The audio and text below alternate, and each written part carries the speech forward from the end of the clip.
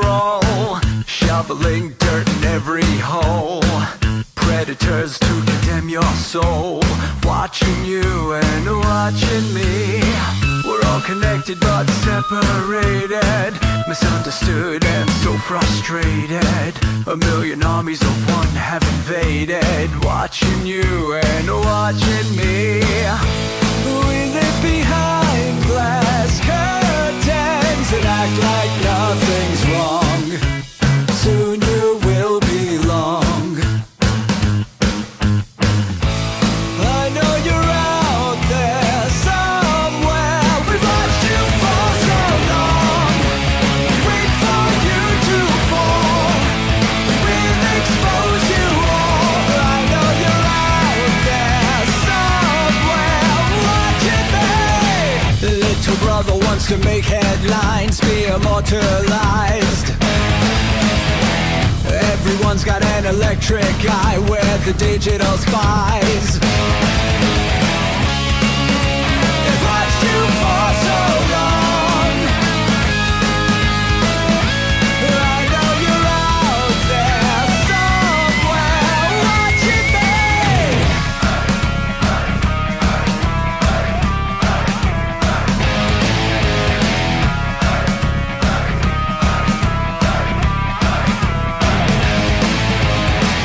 We the people have taken over. We the people are little brother, standing by to dethrone each other, watching you and watching me. Paranoid, the lens is our weapon, desensitized in our lust for attention, democratized by our voyeur obsessions, watching you and watching me. Slaves to perfection, don't let them project you as you are. Reveal your every flaw. I know you're out there somewhere. We've watched you for so long. Wait for you to fall. We'll expose you all. I know you're out there somewhere watching me. Little brother wants to make headlines, be immortalized. Everyone's got an electric eye, we're the digital spies. They've watched you for so long. I know you're out there somewhere watching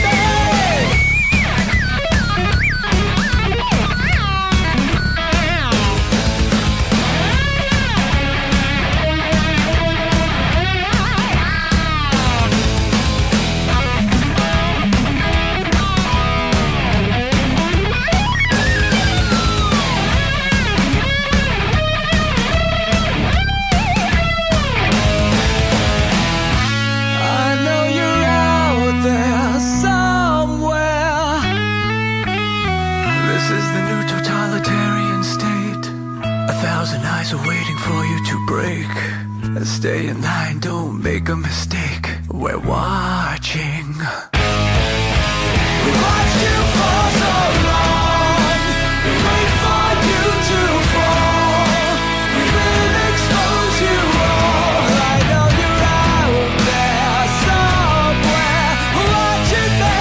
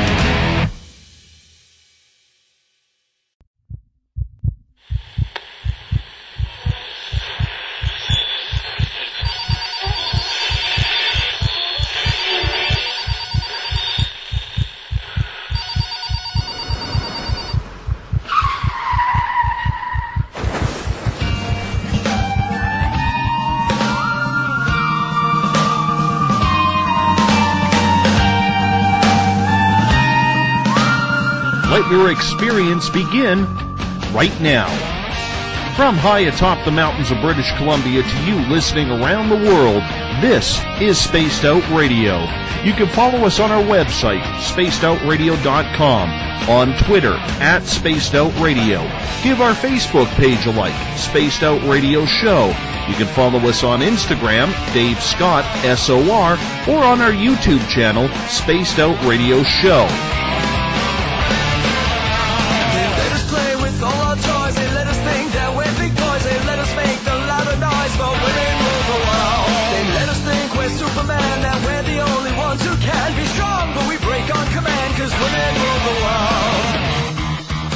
Buckle up, space travelers. It's time to go for a ride as we are live on Spaced Out Radio.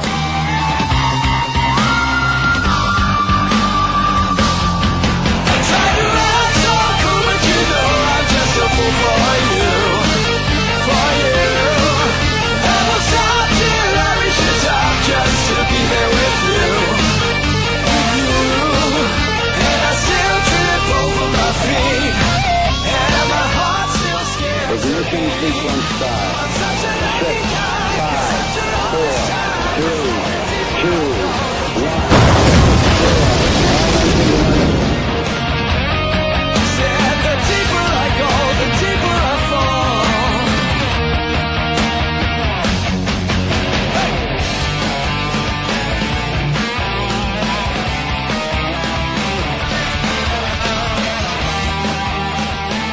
Good evening and welcome to Space Out Radio. Tonight I am your host, Dave Scott, and thank you for tuning in at spacedoutradio.com and on Spreaker. As once again we come in from the frozen Canadian tundra, battle our way past the wild animals, sidestep Bigfoot, and enter Uncle Jimbo's cabin, stoke the fire, heat this place up, and broadcast you live on this Tuesday night, early Wednesday morning if you're on the East Coast. Here at Spaced Out Radio, we are broadcasting 3 hours a night, 7 days a week, because we want to be your official one-stop shop when it comes to the conspiratorial, ufological, extraterrestrial, spiritual, and so much more.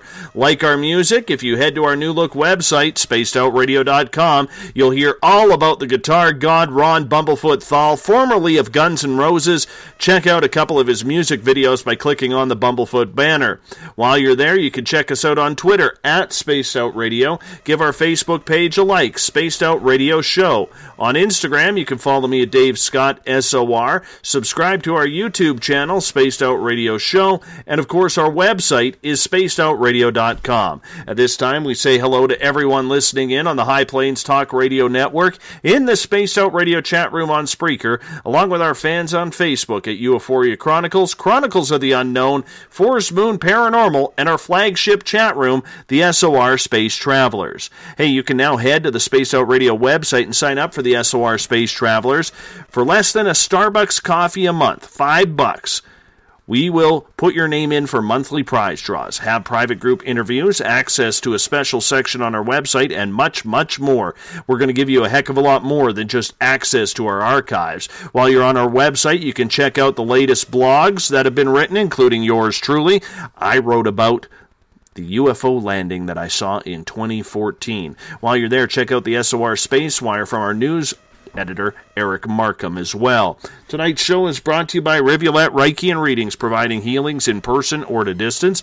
PurplePlates.com, helping heal your body, mind, and soul. The new Agora newspaper is the official paper of this show, and the iTunes app Spirit Storybox. It's the official ghost hunting app of SOR. On March 13th, 1997, the extraordinary happened. Like a scene out of the 70s movie Close Encounters of the Third Kind, the skies over Arizona lit up in a strange phenomena. Thousands upon thousands of people witnessed this spectacular event, round orbs appearing to turn on across the desert skies of Phoenix and the surrounding areas, and it was obvious that it wasn't any military operation. The Phoenix Lights are an intriguing story because you literally have thousands of witnesses, yet government agencies to this day are still denying it happened. They must think we're stupid. It's amazing how they can make the public act like fools. Doctors, lawyers, politicians, gas attendants, construction workers, and people from all facets of life witness this sighting. How could you not miss it if you were in the area? Even Governor Fife Symington, who was a witness, played his citizens like a fool, showing up at a press conference the next day with an alien gray in handcuffs. Jeff Willis runs UFOsoverPhoenix.com. He has researched this topic ad nauseum.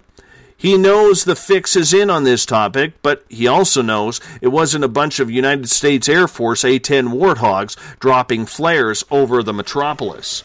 We bring in Jeff Willis now to Spaced Out Radio. Jeff, welcome to the show. How are you doing? I'm doing great. It's great to be on the show tonight. Absolutely, and I'm glad that you're going to stick with us for the whole show tonight. And you know what? We talk a lot about UFOs on this show, and a lot. But for some reason, in the 19-20 months that we have been on air, we've never really delved deep into the Phoenix Lights. And we're going to get into that quite heavily at the bottom of the hour. But let's talk a little bit about you, Jeff, and get our audience to recognize you a little bit more. What got you started in researching UFOs? Well, what really got me started was a sighting I had when I was younger as a kid. I saw three UFOs in a formation, actually, in the daytime. So it was like you could see what was really there. And I asked my parents later, what is a UFO? I don't even know where I can't even remember where I heard the word the first time, but I did. After, she didn't know what it was, so I tried to investigate it. And in the library at school, when I was a kid, I found like books on UFOs, and that's where I really started to learn what they really were. So when you go back in time and you look at all the years you've been researching now, does the phenomena still excite you? Do you still get thrilled for a UFO sighting or a report? Oh, absolutely, because see, I know I can go outside in my backyard with my video camera and go out there and get one on video, But right now in Arizona, it's really hot. It's like 110. The last probably 2 months, it's been like 100 and plus up to 110 degrees like almost every day for like the last 2 months. So it puts a real bad damper on my sky watching. We had like 120 degree day like a couple times over the last couple months too. So it gets up there here. What makes the Arizona skies such a phenomena for UFO activity? We see places all over North America having sightings, but it's something about that Nevada, Texas, Arizona, even throw in New Mexico corridor that just seems to light up the friendly skies with strange lights. Well, I think it's the vastity of the state. You got vast desert areas, and during the daytime it's really bright and sunny and hot, so a lot of people don't look up in the sky. And at night, it's pretty easy to get away with like flying a lot of stuff around here because there's a lot of room to do stuff. So when you are out there looking around, how often are you actually seeing UFOs? Well, when it just all depends. UFOs like studying UFOs and videotaping UFOs is kind of like a job in itself. If you really want to be honest about it, if you're going to go out and try to capture videos of UFOs, you got to be out watching the skies, for hours and hours and hours, and doing a lot of research on different hot spots if you're going to take it seriously. And you can turn it into a job, really. And what is your goal with your research through all of this? Well, if you ever seen, I don't know if you're familiar with any of the videos I shot, like my YouTube channel or anything like that, but like my goal on it is to try to capture evidence on video of UFOs on, and then, put it out there for people to, see it for themselves, And so it started out as trying to investigate what they really were, and then once I decided that, no one really knows other than the top secret people, that could come out and tell us the truth about all this stuff. But, so, my whole goal was just to get it on tape myself and try to figure it out for myself, what it really is all about. So over time, how many UFOs do you think you have been able to capture on tape? Oh, so many I can't even count. I've got like right here on my library shelf, I have probably like 200 VHS tapes from the 90s, from when we had a different camera where we just put it from high 8 onto a VHS tape. You know, you gotta, this started for me back in like 95, and how I was really brought into the video part of it was I saw a Sightings TV program, and like, remember that TV show Sightings, the television show where they show like, yeah, well, this was back on when it was on the Fox network, before they switched to Sci-Fi Channel, so this was back like, what, 92, 93, way back there or so. And so I saw this report about this guy that can videotape a UFO any time of the day that, that he wanted to. He can go outside and videotape it. And so I was intrigued with that because I'd been studying UFOs almost my whole life at that point, and I was like around 22 years old at that point, and pretty much I'd studied UFOs since I was like, 5 or 6 years old, really. With cases out there in 1976, like the Travis Walton case and other cases like that. Who couldn't be, when you're a kid, try to figure that stuff out? But anyways, so I wanted to do this stuff like this guy and videotape a UFO during the day. So I did exactly what he showed the Sightings guy on TV. And the Sightings guy and him were able to get UFOs on videotape during the day off the deck of his apartment complex. So I just did the same thing, and I was able to start getting video. And then of unusual, strange stuff during the daytime. And so I started doing some more research, and I found out that he wasn't the only one that was doing this kind of thing. There was another guy named Jose Escamillas during the time, and he was in Roswell in Midway, and he was doing his own videos that he had come out with called the Midway UFO Sightings, Midway, New Mexico Sightings, where he was selling videos of him and his footage that he shot out of Midway, and this was like early, 93, same time frame. And so I was kind of getting into that, same stuff, videotaping the same stuff these guys filmed. And then shortly around the same time, Tim Edwards from Salida, Colorado, captured that big cylinder UFO in Salida that made Salida famous for UFOs. And so that guy was John Bro, that first guy that was able to videotape videos during the day. So I kind of lumped myself in with these guys and just tried to tape the same kind of stuff, and I was able to do the same thing. So I kind of just was accepted into their group, with them and a couple other sky watchers back in like 95, from 93 to 95 time period. And from that point on, we just kept videotaping footage, going out and sky watching, and we just kept getting different objects on tape to where I have like a huge box full of 8mm camera tapes full of video footage, and like another probably a couple hundred VHS tapes full of footage, all that I shot. Some of and a bunch of other tapes from other skywatchers that send me their videos back in the day before we really started uploading videos to each other through some of the early chat methods out there in the 90s, like ICQ and a couple other upload platforms where other skywatchers can share videos with each other that live all over the country, and and then we would upload them to our websites that we had at the time. And we still have some of the same websites out there now to this day, but so it's kind of like a network thing. There's different aspects of it. You have like the video aspect. That's where I kind of got into it and stayed into it with the video aspect on it, because the video aspect is you getting it on tape yourself to basically prove it to other people, instead of like looking at someone else's video, which I have to do too and try to accept that. But now we're having so many problems with that, with these CGI fakes and all this crap. You can't really trust anything anymore unless it's a personal, like a club, Skywatch Club, where everybody seems, everybody's footage, and everybody, you talk to them and they all seem legitimate, Hey, Jeff, do you think it's more important to catch a UFO during daytime hours than it is nighttime? Well, I've had more luck with it. I mean, that's kind of how I was introduced to it because, like, everybody knows about nighttime UFOs. You know, you're out there at night and you see a light that you can't explain, and then, you know, it can't be a satellite or anything. You just rule it all out. You know, it can't be an airplane or a helicopter or a satellite. And some of the best night footage that I've gotten, or some of the best UFO footage, period, that I've gotten was night video footage.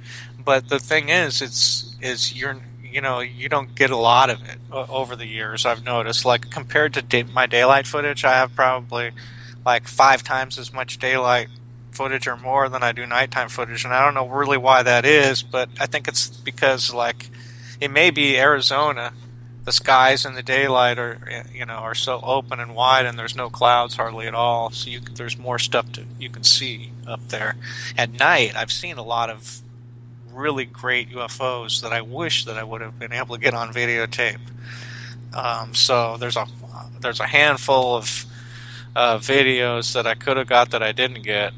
But, you know, at nighttime now in the summer hours, this is when you want to sky watch at night, you know, right now, these 2 hours.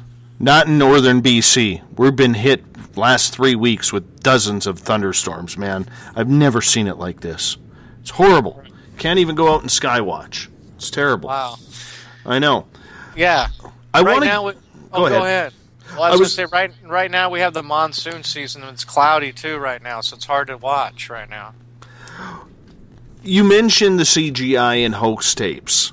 There is a ton out there, and all you have to do is go over to YouTube, and pretty much, I would say 9.5 out of every 10 videos you watch is probably faked one way or another. How has this really hurt the study of ufology?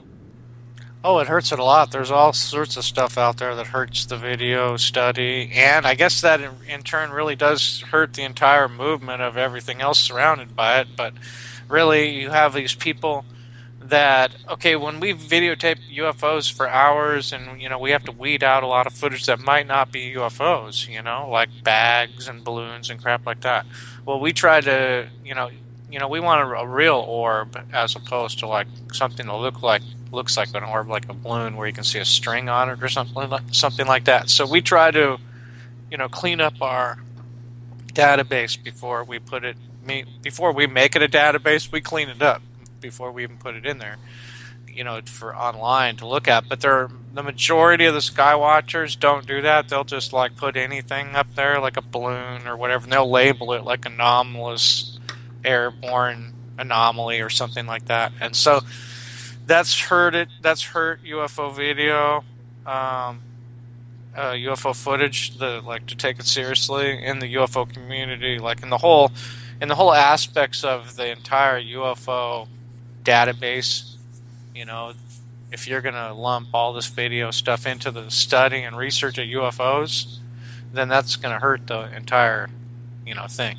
But see, the UFO movement and the entire UFO, you know, thing is, there's so much stuff in there that is not, you know, that's completely bogus. You know, there's no really way around any of it anymore. You just got to kind of look at it case by case scenario and see what's there and see what, you know, you can't really accept it anymore, the whole thing, you know. This whole thing's been littered with this for years, though, you know that. Well, I understand that. And I'm wondering, as someone who's been studying this for 20 plus years, Jeff, do you think that is because people just want their 15 minutes of fame to maybe try and hoax the media and hoax other people in order to grab that attention? Or do you think it is a giant disinformation category that the government has put out there to try and, you know, bring less credibility to the field of ufology? Well, yeah, there's a little of each one of those things. There's the people out there that want to try to gain recognition, and so they're out there just putting up, you know, like I was talking about, like I was saying before, the balloon people that, you know, on YouTube that post videos of them videotaping a balloon and calling it a UFO and putting it up. There's those type of people are attention getters, and there's mess up the UFO movement. There's a ton of them. I had to, like put on my website, I had to put the original UFO hunter under my name because there's so many people out there that try to like take what I do and they try to become their own person and try to like copy it. But the only problem is that the stuff they're putting on their videos are completely bogus. So you can see how they're trying to copy, everything and try to be something when they're not, when they're really just posers or whatever, So it's kind of like that problem. And then you have the other thing you talked about was the government was putting some of this stuff out there, and there could be a little bit of that. Like when you see like these CG videos, some of them you can't really not look at that the government could be behind some of those CG videos, posted out there anonymously, so we don't even know. They're muddying up the waters. Because I think, overall, if there's a government disinformation thing on UFOs, I would think that their view of it to try to put out there as disinformation, I think their view of it would be to try to put real videos of UFOs, because I think they want us to believe that there's aliens, to tell you the truth. I don't see them out there trying to say there's no aliens. And I could see that. I could totally see the government all of a sudden saying, well, we have enough disinformation people out there and people hoaxing that let's put some real stuff out there and see what kind of reaction engage the public in their perception of it all. So it really is one giant mind game unless you're around people that you can trust, isn't it? Right, yeah. And I mean, really, back in the early 90s when I was really trying to find an answer to all this stuff with like UFO literature, which got me absolutely nowhere, by the way, was trying to read everything on the subject and trying to get like educated on each aspect of it, like the abduction aspect of it, which is a completely different facet of it, and then the crop circle aspect of it, which is a completely different thing. And then you have the alien implant thing, which is kind of goes with the abduction thing, but it is in itself a completely different phenomenon. And trying to investigate like removed like actual physical like implants from people, so that you're getting in a different field there. In UFOs, there's also the physical evidence of it from like the governments that have come in after sightings, after saucers have literally left impressions on the ground in the soil. There's been like investigations where the government's come in and taken the soil samples and sent it to different laboratories, and they've gotten results from those samples. And so, the literature's out there of those cases. Those are different cases in ufology this goes down a different road. This is a physical examination of soil samples from an alleged UFO sighting, and it'll show you that the structures of the soil sample where the UFO was is different than where it wasn't. So there's something there with the crop circles. The microwaving of these formations has been revealed under scientific analysis. They've taken the grains and they've looked at grains in nearby fields. The grains in the crop circle were changed by some sort of microwave that laid down the formation. So they can tell the difference between a fake crop circle, because the fake crop circles didn't have this type of phenomenon done to them.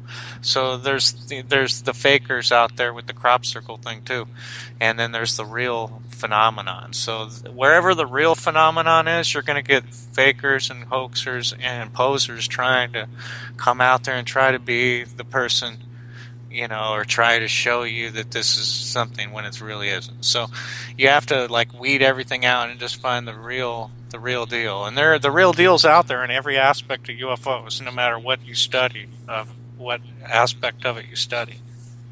Does it get frustrating for you knowing that you now have to battle so much disinformation compared to what you had to battle, say, 10 years ago even? Because it wasn't that bad 10 years ago. Oh, yeah, it wasn't that bad. 10 years ago, there wasn't 10 years ago, there wasn't as many Skywatchers out there, like putting bad information out there on YouTube, trying to get their YouTube channel numbers up so they can make money from YouTube just on some balloon video that they called a UFO, basically. So, yeah, that's kind of what you have to deal with. And the real research is out there, really. I mean, we get out there with our camera and we'll shoot something real and we'll put it up there. So, we'll get it up, on the website, and we'll get it on YouTube, like the real footage. And, people out there will be looking at our video and they want to analyze it too, and they want to compare it to other videos. And so, we want ours to, look the best, so that's really where it is for us, is trying to top the last piece of video that we shot. And that's what it is for me. Jeff, I'm going to get you to hold on. We're going to hop out for our first break of the night. Jeff Willis is our guest. He is a 20-plus year veteran of filming UFOs out in the Arizona area. His website, ufosoverphoenix.com. We're talking the Phoenix Lights tonight. We'll be right back after this. You're listening to Spaced Out Radio. I am your host, Dave Scott. See you on the other side. Would you like to become one of our space travelers? All you have to do is click on the Space Travelers icon at spacedoutradio.com. For only $5 a month, you can get access to some great prizes, as well as private monthly shows, newsletters, and a members-only section on our website. Become a space traveler today. Hi there. This is your medium, Joanna, from Spaced Out Weekend, 2 Mediums and a Large. I would love it if you would come and join us with host James Tyson every other Sunday on Spaced Out Weekend. Together, we will take your calls and your questions live. Our goal is to provide you with a positive outlook on deep questions that you may have. Questions regarding love, relationships, money, or whatever else is on your mind. Come and check us out at spacedoutradio.com. Every Saturday and Sunday night, as Dave Scott wanders aimlessly in the wilderness, you can come hang out with me, James Tyson, in Spaced Out Weekend. Starting at 9 p.m. Pacific, midnight Eastern, I'll take you along as we talk with some of the best experts in their fields. SpacedOutRadio.com is the place to find us. So sit down, relax, put your feet up. Enjoy the topics like the paranormal, supernatural, intuitiveness, and so much more. Hope to see you there. Hey everybody, this is Patrick Webster Small, and I'm here to bring you the Webster Phenomena every Saturday night, live at 8 p.m. Pacific, 11 p.m. Eastern. If you're looking for aliens and extraterrestrials, well, we've got them. Big and tall, short and small. You're bound to find what you're looking for, so join me on the Webster Phenomena right here on Spaced Out Radio.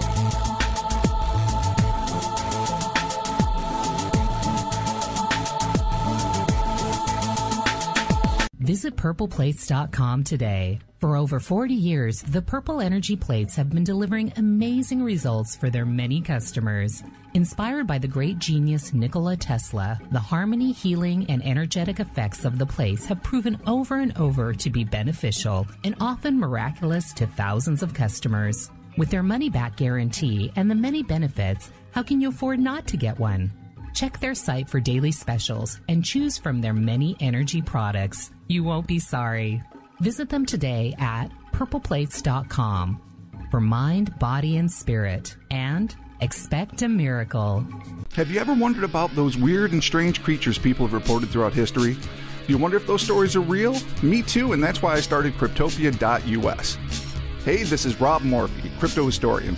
Join me once a month on Spaced Out Radio with Dave Scott, where we will get into the odd and bizarre reports, from the Dover Demon to hairy hominids and everything in between. I will break down what people like you and me are seeing at spacedoutradio.com. Looking for a place to advertise at a very reasonable cost? Look no further than Spaced Out Radio. SpacedOutRadio.com has an advertising tab that you can click on to check out our daily, weekly, and monthly packages to play on radio or our website, including social media. From commercial spots to banners, we have it all. Check out our competitive pricing today. Hi there, I'm Butch Witkowski, lead investigator with U4Cop. On the final Monday of every month, you can listen to me and host Dave Scott on Spaced Out Radio's Strange Days. We're going to get to the heart of the matter when it comes to what's happening out there. People are seeing and experiencing things from ET contact to Bigfoot, and I want to hear about it. Your experiences are what we investigators need to help solve these unknown mysteries. So tune in at spacedoutradio.com to the final Monday of every month from Butch Wachowski's Strange Days. Want to connect with us online? Find us on Facebook, Spaced Out Radio Show, on Twitter at Spaced Out Radio, on Instagram, Dave Scott SOR, on YouTube, Spaced Out Radio Show, and our website is spacedoutradio.com. All right, space travelers, here comes the second half hour of Spaced Out Radio. Welcome back to Spaced Out Radio tonight. Good to have you along for the ride, especially those taking part in the SOR Space Travelers Room on Facebook and the Spaced Out Radio chat room on Spreaker. Good to have you with us. Tomorrow night on the show, James Fetzer will join us, Mr. Conspiracy. We're going to be talking Sandy Hook, Boston bombings, Man on the Moon, and so much more tomorrow night. What is a false flag? That's a big question that we will pose to Mr. Fetzer tomorrow night starting at 9 p.m. Pacific, midnight Eastern Time. If you want to follow us on social media, you can do so on Twitter, at Spaced Out Radio. Give our Facebook page a like, Spaced Out Radio Show. On Instagram, I can be followed at Dave Scott, SOR. Subscribe to our YouTube channel, Spaced Out Radio Show. And our website is spacedoutradio.com. While there, you can join the SOR Space Travelers Club. It equals out to about $5 a month. You get your name put in for prize draws. You get a private section to post on our website. You get private access to private group interviews that we're going to fire up, and so much more. Unlike the other guys who just give you access to their archives, not us. We're giving back to you, our valued Spaced Out Radio listener. While you're on our website, you can check out our music from Bumblefoot. Click on his banner. You can also check out people who are advertising with us. We'd love you to support them. Read the SOR Space Wire if you're wanting to get up to date on the weird and wacky news that's out there. And you can read our latest blogs, including mine, on my UFO landing that I witnessed in April of 2014. Tonight, we are talking with ufologist Jeff Willis. UFOsoverPhoenix.com is his website. Jeff, welcome back. Hey, great to be back. Hey, we also have a UFOsoverPhoenix.net as well, and that's our one of our other sites. We have another site called UFOfootage.net. So we have a couple sites that help archive a lot of our stuff. Oh, excellent. Not just my main one. Yeah. Excellent. And we actually have a 3-pack DVD that I put together recently of all 3 of my DVDs into one DVD right now. So that's like a special package I just put together recently. Oh, very nice. I got tired of selling them one at a time, so I figured let's just put all 3 into one and sell it for the same price. That way it'll save everybody like $40, Are there still a lot of people buying UFO tapes? Is the intrigue still that heavy?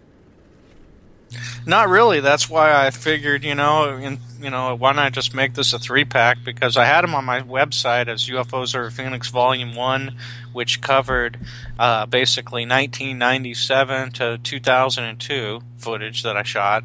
And then I came out with UFOs Over Phoenix Volume 2, which covered like 2002 to about 2005.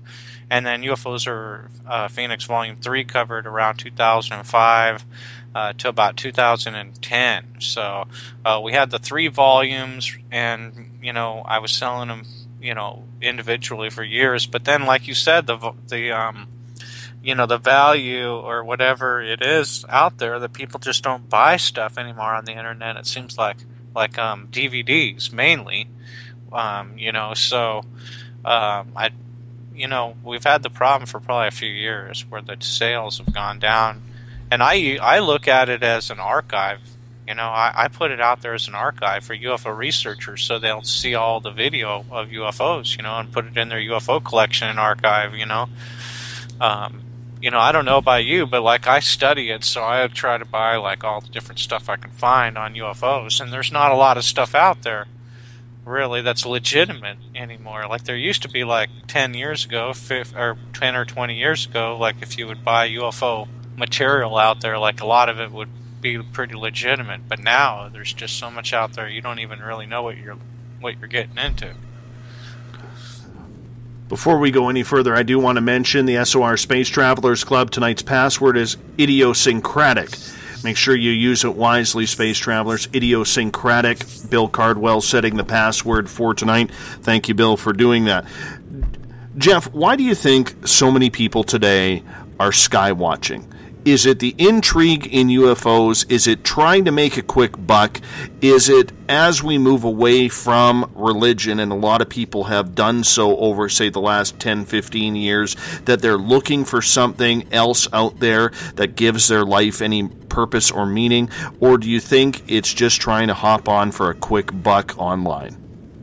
Yeah, I mean, there's a lot out there. If you're just a sky watcher, to just find out the answers to this stuff and go out there and get it for yourself on video, that's good. Good for you. And if you catch anything on video, that's good to put it out there. But a lot of these channels out there are putting out fake stuff. They're mixing in real stuff with it to try to make it real. Like, I know a lot of those channels out there, and I'm not going to pick on them. Everybody knows who they are, right? There's that third phase of the moon I was here, and the problem is with it is you don't know what to believe, because see, those guys have used some videos from skywatchers that I know, and I personally know that those videos are real, so then there's videos that they're using that a lot of people have analyzed or whatever and have proven that they were not even real at all. So these guys are not, it's, just because these guys released their latest video of a UFO, it doesn't necessarily mean, that's fake, because see, they've gone, that's where they've gone. They've gone into the mix, so they're not just and that would be stupid anyways, right? If you had a channel and all you were doing is putting one fake one after another, right? I mean, if sooner or later, they're always advertising, this person, a video just came in from this person, a video just came in from that person. Well, they probably did, in most cases. Maybe I don't know if any of these channels intentionally created a CGI hoax and uploaded it, but that's the accusation on all of the ones that are big and famous, is that they have all done it to themselves. They've all initially. And that's another thing in UFOs that you were talking about earlier that I didn't touch on, that I wanted to touch a little bit on. Back in the 70s, we were, when I was researching UFOs, the famous people in UFOs was like George Adamski and Billy Meyer, because these people shot some sensational videos of actual alien craft, and they were on TV shows suggesting that they had encounters with the beings inside the craft, and they were taken for rides on spaceships and stuff like that. And then after a year, like for Adamski, for instance, all those stories and stuff came pre 70, and then he died so there wasn't really anything you can research the guy himself, other than what he left behind and, the books that he wrote about the encounters and the videos that he produced. And when you look at the videos, I don't know if you're familiar with any of his videos. When you look at them with today's standards and today's, just everything that we know, and that now you look at these old videos and you got to think to yourself, there's something hokey about that right off the bat. Like, I knew that, in 1990 or 1990 when I saw some of his videos, some of his old videos from the 50s. Right when you see him, you think to yourself, there's something just hokey about it, that it just doesn't look right. And I don't have the evidence and I don't have the proof to say that those videos are fake. But the stories that he came on television shows and said that they took him to Venus and all this stuff like that. So these, again, are stories that, they stretch the imagination. If you're just going to go ahead and believe what this guy's saying and believe his videos, that's one thing. But I'm not like that guy. I'm the guy that's going to want to look at the video and analyze it with every type of technology that we have to figure out if it's a fake or whatever. And if some guy's going to tell me that he went to Venus with an alien spaceship that took him to Venus, and he saw cows and all this other stuff that he claimed that he saw on the surface, and we're not getting that on our satellite overflights of Venus, we're not getting what he saw and what he claimed he saw, then, there's something probably wrong with that case, Same thing with the Meyer thing. You look at this guy and you look at these videos from 1975 and up, maybe some of them a little earlier than 75, but the whole group in there from like 74 to 78, there are some videos that he shot with some pictures, and everybody in UFOs knows these videos and these pictures, and they just don't. They trigger the same response. There's something up with it. There's something not right with it. There's something wrong with this picture here. And what do we have to compare these hoaxes with in the UFO field and the UFO video field? Nothing really, other than anything else anybody ever shot from that same time period or time frame. And so there's a handful of videos you can even compare the hoaxed ones with. And there are some out there. There was a ton of videos shot in the 70s of UFOs. You just got to look for them, and you'll find a bunch of them. And when you compare them to any of these guys' tapes, it's obvious to see which ones are the real ones, which ones are the fake ones. I have a whole video file, of like tons of UFO videos from the 70s, and they're all really short clips. Most of them are under a minute. So it was just somebody that just happened to have a camera and just happened to see something and just happened to get like 30 seconds or a minute of tape. There was a Russian cigar. I don't know if you're familiar with that footage. Remember in the 80s there was a video of a cylinder? Yeah. Now I try to compare. Now that's what I'm trying to tell you. There's a handful of videos in that time frame where you look at them, you know that they're real. You know that they were probably 99.9%. You're looking at an extraterrestrial spacecraft, and there's the percentage of them that are right on the money. That there's something phenomenal about them. There's something they're either coming from a different dimension or coming from a different planet. People that are like way more advanced than us. There's a whole bunch of different avenues that you can go down about where they're coming from, because every time someone sees a UFO, it could be from a different star system or a different, dimension. I mean, you know what I'm saying? We just don't know. And one of the things that I find very intriguing about this is a lot of people these days are concerned about the footage they put out there, that the government is going to come knocking on their door, try and scare them away or anything. Do you worry about anything to do with the government, or are you just concerned about what kind of information you can film in the skies? Yeah, that's a good question. We hear it all the time. The Men in Black, somebody tapes something and then all of a sudden, they have a visitor of a guy with a black hat, says he's from the government and wants the video, or something like this, some crazy story. And you just don't get that really, with this type of stuff anymore. And I don't know why, but, I got a ton of videos and I've been on a ton of TV shows over the last, 10, 20 years. I've been on some, big time sci-fi channel shows and all these UFO shows, and if you go on my YouTube channel, everybody could see my videos. So really, I think the government already knows, like with some of these sky watchers, that why would we like really,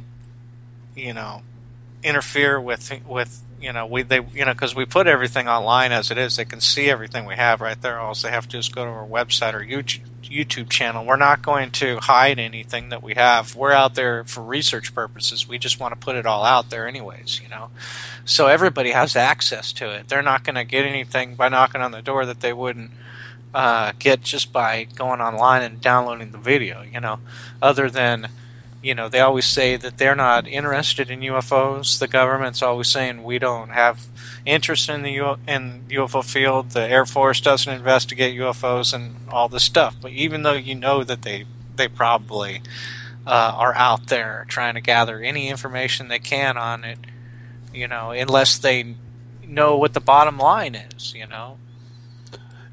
Have you ever been approached by any government authority or men in black or followed by the black SUVs or black helicopters? Have you had that experience? Well, I've had the house has been buzzed with helicopters like all the time. Every time it's weird because it seems like every time I do a show or I videotape a UFO or there's certain like trigger points and then like later on there's a big the house is shaking at night and there's like a helicopter flyby real low, like a real low one. And it's like you want to tell yourself it's just coincidence, it's just just like the local news helicopter or something like that. But it's weird because you never hear it until you're on a show or you videotape something that you put online or YouTube or whatever, and it's kind of weird. But no, I'm not. I did have an experience when I was probably 7 or 8 years old that was kind of weird.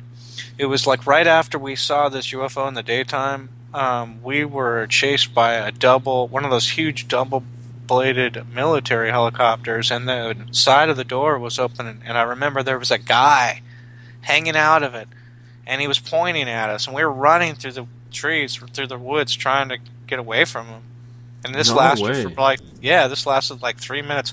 I put this little encounter into one of the paranormal box. I have had a ton of personal experiences and personal encounters, and I put it into the weird paranormal box like some of the other ones because this one is really odd. I mean, I remember everybody came out of their apartment complex. We had like a double apartment complex, and like everybody came outside wondering what the noise, everybody heard it. The noise got everybody out of their houses. They were wondering what was going on. And we come finally running up through the woods out into the open where the apartment complexes are, and all the people are standing outside, and then the copter lifted up above the trees and flew away like they were purposely harassing us because we saw that craft. This was like when I was 7. I saw I think three or four really good UFO sightings between the age of 6 and 10, like daylight ones, real low ones over the trees. Because I grew up in Washington State, up in Seattle. So the UFOs have to come really low for you to see them because of all the trees and stuff like that. You must have been crapping your pants. I was terrified. First, we saw this object, there was 3 of us there in the woods, and we saw this low UFO, shining, and so we knew, it was a UFO, and it disappeared, and we took off running to this other side of the woods, and we were in this clearing for just a couple seconds, and then we heard the chopper blades, and we look up, and that's when it was right over us, and we started to run. They were hovering right over us, and then we started to run, and then they started to chase after us with the helicopter, and the guy was hanging out. And I think he did. I know. I remember a black helmet, and I seen the rifle on his back, and it was pretty scary. That was my first, and I don't know how it. That's the weird thing about it is I don't know how it got that low in that certain part of the woods because. To come down that low over those trees, they must have only been less than 100 feet, over the tops of those lower, right at the tree tops, and those trees weren't more than 100 feet probably up, not much, So. James Borg from Euphoria Chronicles on Facebook wants to know what your YouTube channel name is. My YouTube channel name is UFOs Over Phoenix. So, but if you go to ufosoverphoenix.com, you can also find it. There's a button that'll take you there too for my website. That's kind of an easy way to find it too. Chris in the Spaced Out Radio chat room on Spreaker would like to know what you ever thought of Bob Dean's research. I know Bob. I've been over to his house a few times. Oh yeah, and I begin with that YouTube channel. It's UFOs Over Phoenix, all one word. It's not like UFOs and then over and then Phoenix. It's just all one word, UFOs Over Phoenix. But back to Bob Dean. Yeah, I first met him back at these UFO conferences where we get together and you have these different speakers and stuff like that. And I did this. was doing my own. I put together my own documentary. It was called UFO Road Trip, and it was with Pat Uskert. I don't know if you're familiar with it, but it featured like different people in UFOs and stuff like that. So I met him doing some interviews, and then I went over to his house and we discussed a bunch UFOs for a different segment on a different part of the video too. So I got to know him over the years, and I seen him on some very old UFO documentaries where he talked about where he used to be in the military, and he had official knowledge of top secret documents, and one called The Assessment that claimed that there was like a bunch of different alien races and the military knew about each one of them, and that there was over like a certain amount, like well over like 100 of them or something like that to that point. And all sorts of different, going down all sorts of different avenues with the beings and stuff like that have been visiting us. So Joe, he has knowledge about it. Joe is asking in the SOR Space Travelers Club, you were videotaping UFOs when the helicopter came. Did you catch any footage of the helicopter, or did you just put down your camera and run? No, we weren't videotaping for UFOs at this point. I was only like probably 7 or 8 years old when we saw this thing. Okay. So I didn't have a camera, but this was like one of the very first experiences that I had with the UFO.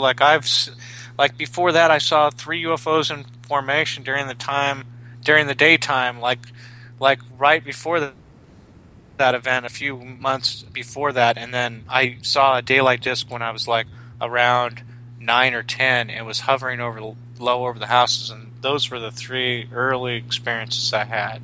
The first experiences that I had with Men in Black, or you don't really want to call that helicopter a Men in Black experience, but you kind of put it in that same category because, like, there's a ton of cases in UFOs where when people seen a UFO, they were harassed by the military by like a helicopter, or like you were saying, like a black van or something like that. A sedan is what they used to do, and then they went to the black vans. I've heard they've switched to white vehicles, in some of the research, so who knows, but I really don't know, if they're connected or not. But I think it was connected with the UFO experience, the helicopter experience. We only have a couple minutes now, and one of the questions that I want to ask you is, a lot of people who are amateurs out there, they go out, they skywatch, they maybe call the International Space Station a UFO because of the bright white orb that is connected to that. They may see satellites out there. How, in your opinion, can you give direction to someone who is a complete amateur and not knowing the difference between what a UFO is and, say, what a satellite is? Well, in order to really accept the footage to begin with, you have to be shooting from like a telescope. You have to have like a video camera that has a telescope hookup with a telescope that has like some sort of infrared or some sort of night vision capabilities. Because with UFO video, it has to be spectacular for anybody in the sky, and no one's beyond that type of footage. And these like little these white orb daylight pieces of footage where you just see like a white orb like floating there, everybody gets that type of footage. Those are the dime a dozen. You want to get the stuff where you see it, it. Like we were like that Russian video from the 80s or something like that, like the Salida, the Tim Edwards one, the the daylight cigar shaped object there. So there's a different caliber of video that you want to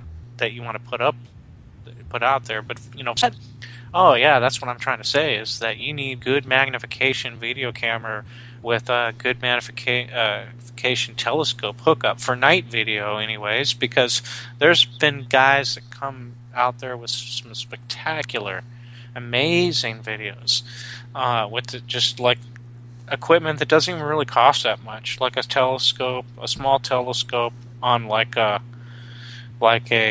timer where you can fix it to like go with like planetary observation, like the moon.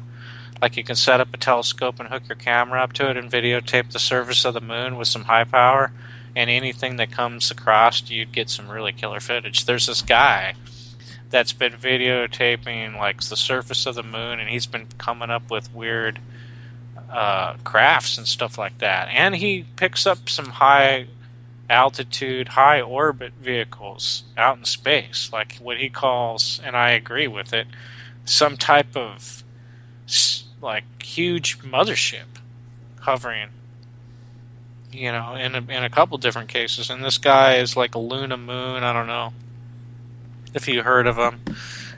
He's from Canada, I believe, but he shoots some amazing stuff from a telescope and a video camera. So that's what you want to do if you want to try to get it for yourself, you know. But use the same equipment minus the telescope, really, for daylight footage. All you really need is a good, video camera with a one telescope lens, not like a telescope that you look at like the moon with, but like a smaller lens that you would attach to your camera, you know. So that's really all you need for daylight stuff, and a good tripod, really, and that goes for the nighttime.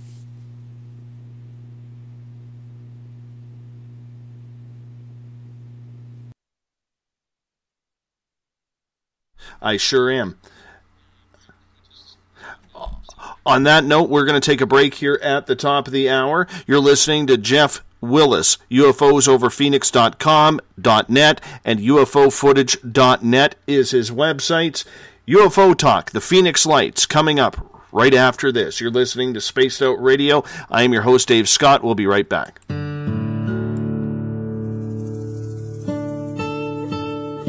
Greetings and salutations, space travelers, from the Chronicles of the Unknown team. What is Chronicles of the Unknown? I keep hearing about this thing. It's a new paranormal reality TV show based right here in beautiful British Columbia, Canada. Follow our team as we uncover claims of activity on the Caribou Gold Rush Trail. You can also follow us here every third Monday, where 2 members of our team will be available to answer your questions. We'll give you some equipment updates and some of our experiences on the road, right here on Spaced Out Radio on the Spreaker.com network. Oh, there's only one way to rock. Loud and proud. In high definition. Radio 702 rocks. Las Vegas. Do you believe you've been in contact with extraterrestrials? Have you seen the Greys, the Mantis, or the Reptilians? I am Samantha Mullet, and on the second Tuesday of each month, you can listen and learn from my experiences with off-worlders on Spaced Out Radio's The ET Experience. With host Dave Scott, we'll sit down and chat about what's going on with our friends from other worlds. We'll also try to answer your questions, so please tune in on the second Tuesday of the month, only on Spaced Out Radio. Are you interested in advertising on Spaced Out Radio? Head to our website at spacedoutradio.com and click on our advertising tab. There, you will find an assortment of ways you can get your product out there with us, from radio commercials to banners and social media. Have a product you like our hosts to endorse? We can do that too. Visit spacedoutradio.com for more details. Did you know that Spaced Out Radio runs 7 days a week? Hi, it's James Tyson from Spaced Out Weekend. Every Saturday and Sunday night, starting at 9 p.m. Pacific, midnight Eastern, you can join me and my guests for some great chatter about what's going on out in the universe, or even in that dark part of the basement you really don't want to go back into. Well, let's find the answers to your experiences together. So come on up to Uncle Jimbo's cabin on the weekend. For more information, look us up at spacedoutradio.com. From British Columbia to Northern California, Pacific North Weird has Cascadia covered. Check out our feature videos at spacedoutradio.com, where I, Vincent Zunza, and my super sleuth partner Alexandra Sullivan track down the weird and strange stories from around the Pacific Northwest, from Bigfoot to Mel's Hole and everything in between. This is what makes life exciting. So why report the normal when we can report the Pacific North Weird? Right here at spacedoutradio.com. Attention Spaced Out Radio listeners. For only $5 a month, you can join Spaced Out Radio Space Travelers. Your membership at spacedoutradio.com will give you access to private fan area on the website, get you a monthly newsletter, draws for monthly swag, and a whole lot more. Sign up today to become a part of the Spaced Out Radio experience. Right here, this is where we divulge the fruit of our research here on the Webster Phenomena every Saturday night at 8 p.m. Pacific, 11 p.m. Eastern on Spaced Out Radio. And we give it up to you guys, all the listeners, and the live listeners usually get something special and hang out in the chat room. And we love to have you. So we'll see you every Saturday night at 8 p.m. You know where. If you're a fan of social media, you can follow Spaced Out Radio on Twitter at Spaced Out Radio. Give our Facebook page a like, Spaced Out Radio Show. You can also follow us on Instagram, Dave Scott, SOR. Our YouTube channel, where our archives are stored, is Spaced Out Radio Show. And of course, our website is spacedoutradio.com. Welcome back to Spaced Out Radio tonight. I am your host, Dave Scott. Good to have you along with us for the ride, especially if you're taking part in the Spaced Out Radio chat room on Spreaker and the SOR Space Travelers, our chat room on Facebook. Tomorrow night on the show, James Fetzer will join us. He is a very brilliant man, former Marine, former Professor Emeritus at the University of Minnesota Duluth, and one of the top conspiratory researchers out there. He'll be with us tomorrow night starting at 9 p.m. Pacific, midnight Eastern Time. If you want to follow us on social media, you can do so at Spaced Out Radio. Give our Facebook page a like, Spaced Out Radio Show. You can also follow us on Instagram, Dave Scott, SOR. Subscribe to our YouTube channel, Spaced Out Radio Show, and our website is spacedoutradio.com. While there, you can read my latest blog and the blogs of our other talented writers. Mine is on a UFO landing that I saw back in April of 2014. You can check out the Bumblefoot page, where you can listen to the guitar god himself, Ron Bumblefoot Thal, formerly of Guns N' Roses. Check out our newswire, the SOR Space Wire by Eric Markham, and take the time to join the SOR Space Travelers Club. It's only $5 a month. We give you a heck of a lot more than just access to our archives. Tonight we are talking ufology, UFOs, filming them over the desert of Phoenix. We're going to get to the Phoenix Lights. Jeff Willis is with us, ufosoverphoenix.com as well as .net, and ufofootage.net are his websites. Jeff, welcome back. Yeah, I'm back. Hello, how you doing? Excellent, man. Got a couple of questions from the audience for you. Eric is asking, did you ever meet or do you know of Ed Grimsley, the guy that shot video with night vision equipment? Yeah, I've heard of him, and I think did meet him a few times at the UFO Congress a couple times, and I think, I believe so. But I never really, talked with him and linked or know him very well, And another question comes from Mario, and this is in regards to the Phoenix Lights. Were you aware of any extraterrestrials that were being present during the Phoenix Lights? Well, see, that's the whole thing. I was going to, talk a little bit about that. Is there was like a new angle with the Phoenix Lights recently with this movie that came out called The Phoenix Incident. Have you ever heard of that movie before? I have heard of it, yes. Okay. Well, they had a new take on it, and I don't know if this is true or not, because you know how a lot of these, made for TV movies or whatever, they'll put in information that's not in there, or whatever. But they suggest that there's these 3 people or whatever that ended up like missing because of like an abduction, but then they were found like later dead, and then they claimed that it was this guy that was out in the desert, this serial killer or something that did it to him. But they suggested it wasn't that at all, that it was like an alien abduction or something like that, and then the serial killer like maybe killed them after they were like released or something. But it's just a weird movie. You got to see it. I'm sure. Have you seen it actually? I have not seen it, no. Okay.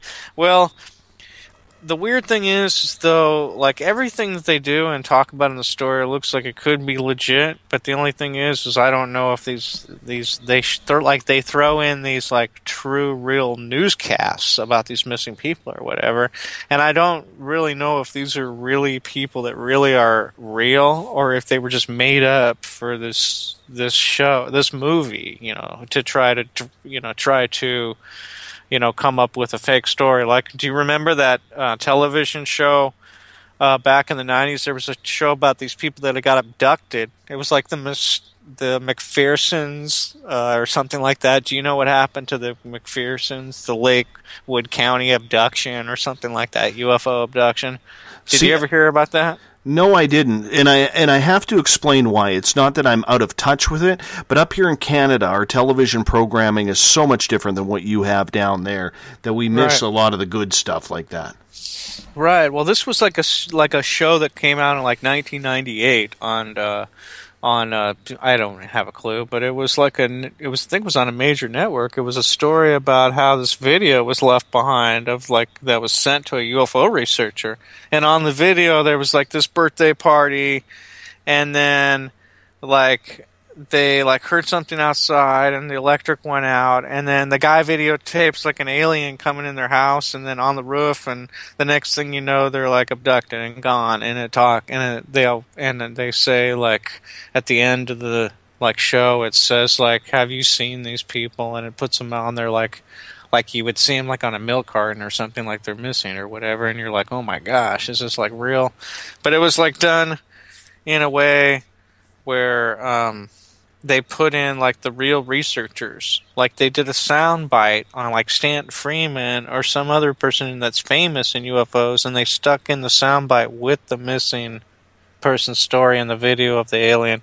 It looked too like it looked like you can tell that it was just some type of hoax off the bat, just because of the aspects of the way it was like put together, really. I mean, the video footage of the aliens didn't really look anything more than could be like people in costumes, or whatever. So, it wasn't really anything to stand out. But that's the type of thing I'm talking about. Is this Phoenix movie? It was like a rated PG or something like that. Even it was actually like. I don't know if it came out in the movie theaters or not, this Phoenix Incident movie, but I think it seems like it did come out in the theaters. I'm not sure. But they, I had no idea, anything about it. They contacted me and they said they were doing a documentary on the Phoenix Lights. And I was like, sure, and I provided them video, and I signed a release for the video, for the movie, The Phoenix Incident. I didn't even know it was going to turn out to be a movie. So I heard all this buzz about this movie called The Phoenix Incident, and then I watched it and I saw my own footage in it, because I guess they were going around to all the people in Phoenix getting all the video of the Phoenix Lights they could, because they were going to make this movie. And so when I watched the movie, I remembered, oh yeah, those are the guys. And this took years. They interviewed me, and I expected even to see my interview in the movie, because, they were having all these news, captures about the Phoenix Lights and all the different people that saw it and their descriptions of it and stuff. But they never put me actually on camera in there, but they did use the video footage that I shot of the Phoenix Lights.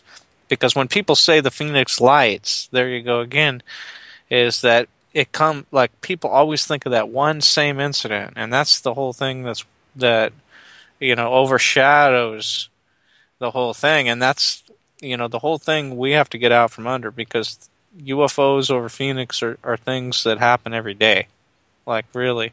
I mean, it's the whole thing that happened that night is what really. Now we're getting into the whole Phoenix Light subject right now, really. I'm sure I answered that guy's question, but the Phoenix Lights was so much more than just lights over South Mountain, 5 or 6 lights that you see on that famous picture every time, someone says the Phoenix Lights, and you see that picture. Well, see, the problem is this Phoenix Lights thing happened on that day, March 13th, 1997. It happened when people started seeing it way in Paulden, Arizona, which is like just way up there, up north, So people started seeing it then, and they started reporting it as like a V-shaped or triangle-shaped craft that was coming. And so people started reporting this until, all these small towns, towards Phoenix in that direction. And then finally, when it got to Phoenix, people reported it and saw it in Phoenix. And then people started reporting it towards Casa Grande, which is like on the way to Tucson, and then people started reporting it in Tucson. So you can kind of like follow the flight path of this thing just by the reports and the eyewitnesses. So you have like literally tens, hundreds of reports, from town to town, And so at some point this thing was traveling from like 7:30 at night all the way to probably 11, maybe, to get to all the way to Tucson. There was reports past 11 o'clock, but that it probably got around Tucson whenever the heavy reports came in through Tucson, which could have been shortly after like 9, but not all the way up until 10 o'clock, because that's the whole thing, is at 10 o'clock, all of a sudden these orange amber lights appeared over South Mountain. And if you know anything about where Phoenix is, there's the Rainbow Valley and then South Mountain mountains right there. And then you have the Barry Goldwater base, which is behind the mountains, probably like 5 to 10 miles behind. And so these lights appeared like they were over the Barry Goldwater military range at like 10 o'clock at night.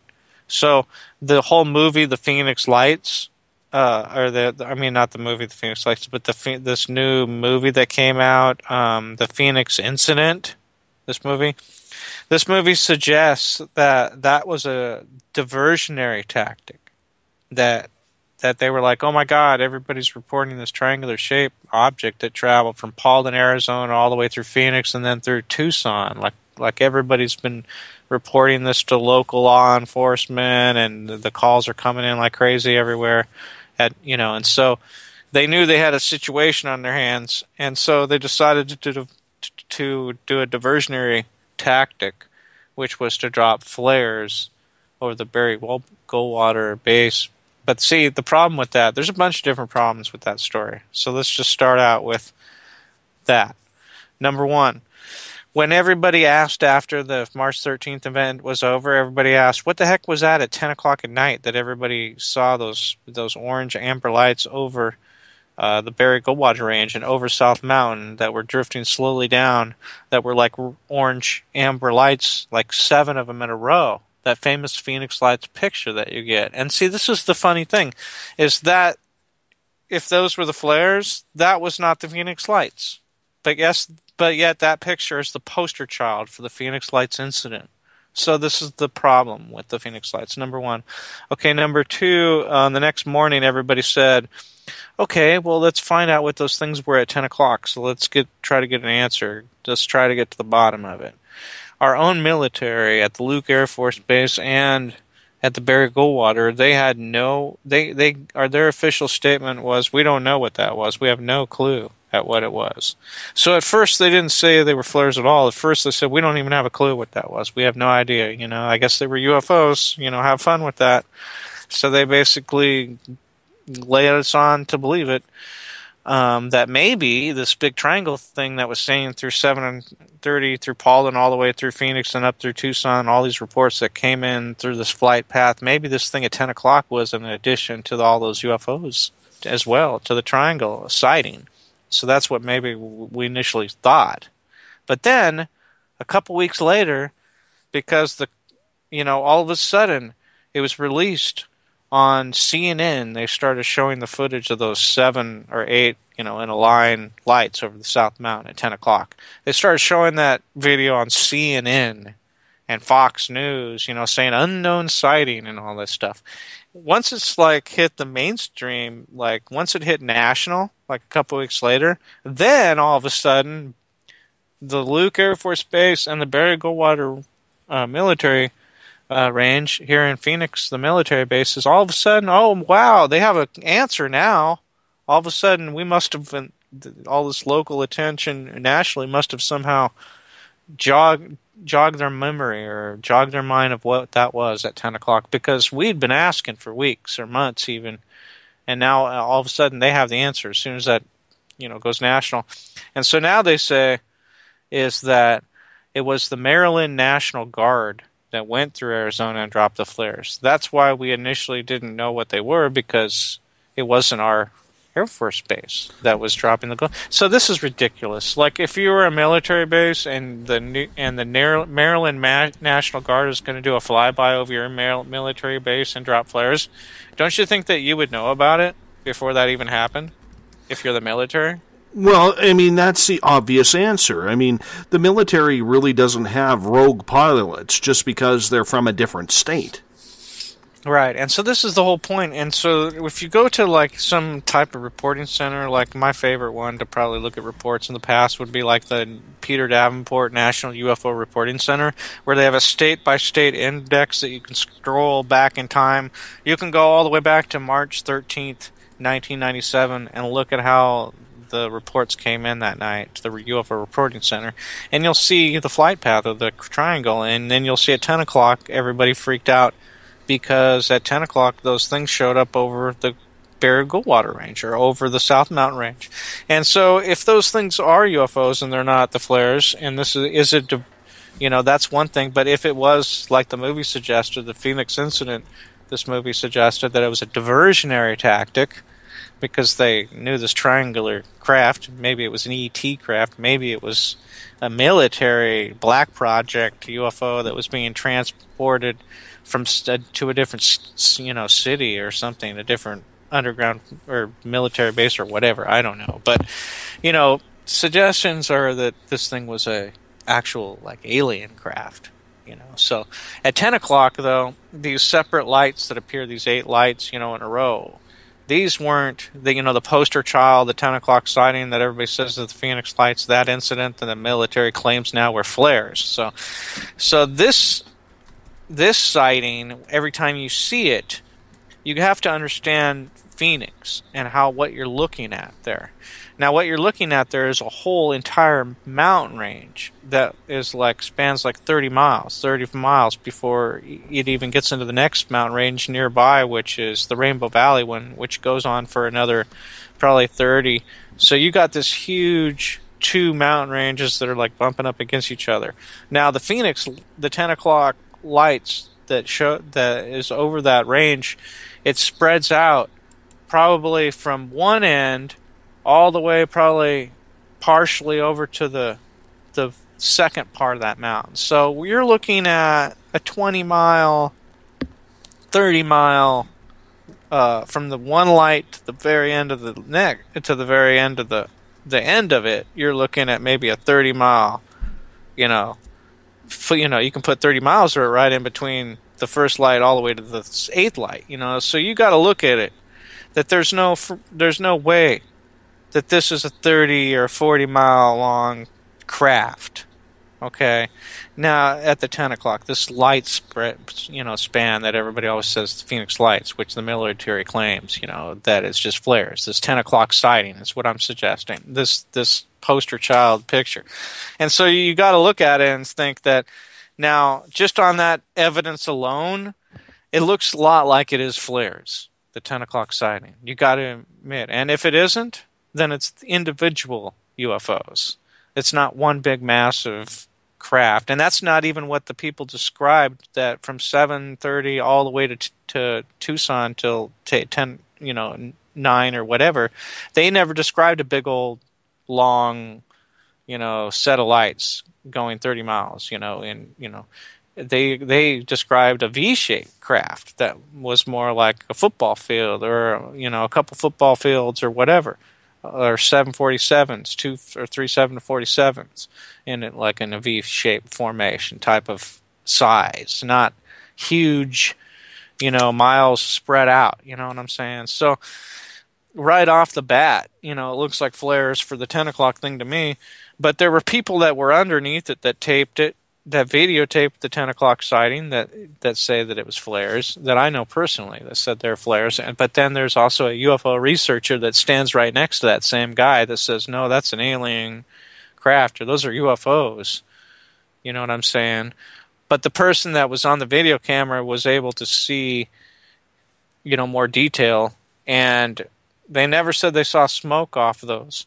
So that's one of the things is, some of the Phoenix Lights, if you really want to know what the 10 o'clock thing really was, try to find some videos on the 10 o'clock sighting and analyze the footage and see if you see smoke from any of those 7 or 6 orbs that, are next to each other. Take a look at it, because, it could be, but even if it is, it doesn't explain what the triangle thing was earlier. So that's the whole thing about the Phoenix Lights, really.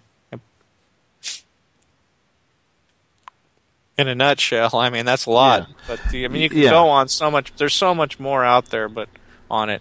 But I'd like to know if you have any questions on it, because absolutely. I mean, there were sightings leading up to that hours before in other areas, and as far north as the Arizona-Nevada border. I mean, this was something that was happening over a couple of hours span. It just wasn't all of a sudden, poof, there's 7 lights appearing above the Phoenix sky. Yeah, and that's what I'm saying. There's a news story on me about that, too. We filmed some orbs that night, too, earlier when it was daytime still, when it was just starting to get dark. But we were, out of the area by that time, so we didn't see later on what happened at 10. But did you happen to catch the aftermath of it, or were you one of the thousands of witnesses who actually looked up in the sky and was wondering, is this our version of Close Encounters of the Third Kind? Well, I videotaped like a small... Well, I think it wasn't really small, but it looks like it on video. There's actually a video I shot on March 13th of what I saw, and it looked like a triangular-shaped craft. But it was a little bit far away, and it didn't look like a huge thing. Like I wasn't like right underneath it. I was far enough away to where it looked like something that, like, what is that? But I was like in an area where there wasn't a lot of light, so it was more easier for me to see the actual triangle shape of it. Was it a solid triangle, or was it like a V shape? It looked like a triangle, more of a triangle to me. And now other people say it looked like a V shape, but it could have been that was their angle. But what I saw, it wasn't that thing at 10 o'clock where it was the 7 or whatever lights over South Mountain spread out in a row. That same video everybody always says when they say the Phoenix Lights. It wasn't what I saw and what I videotaped. It was something different earlier in the evening.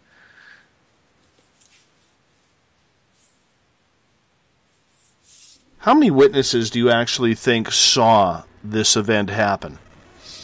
Oh, there's got to be hundreds or thousands, because when it first happened, they tried to collect a database of how many people saw it, because they were talking about it all over the radio. I don't know if you're familiar with, remember during the time, how crazy it was? Yes.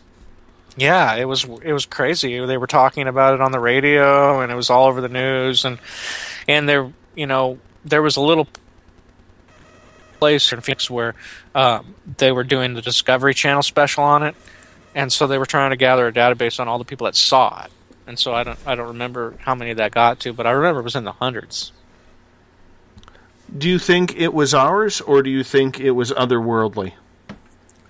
Well, personally, I think it was probably otherworldly, because, it caused up such a stir. It couldn't have been that many people, upset over just something, that was, like the stealth bomber, or something. Before we knew anything about the stealth bomber, like if they would have did a flyby of the stealth bomber, you could still hear like a jet engine on it. You could still tell it was something, probably something that we had. But see, the reports that came with this thing is that it was completely silent, and it just floated, and like a couple hundred feet off the ground, and just right over the mountains, really slow, and all, so it kind of was different. And then all these other reports came in where there was like a lot of like early reports, like people calling to radio shows, like big national radio shows on UFOs.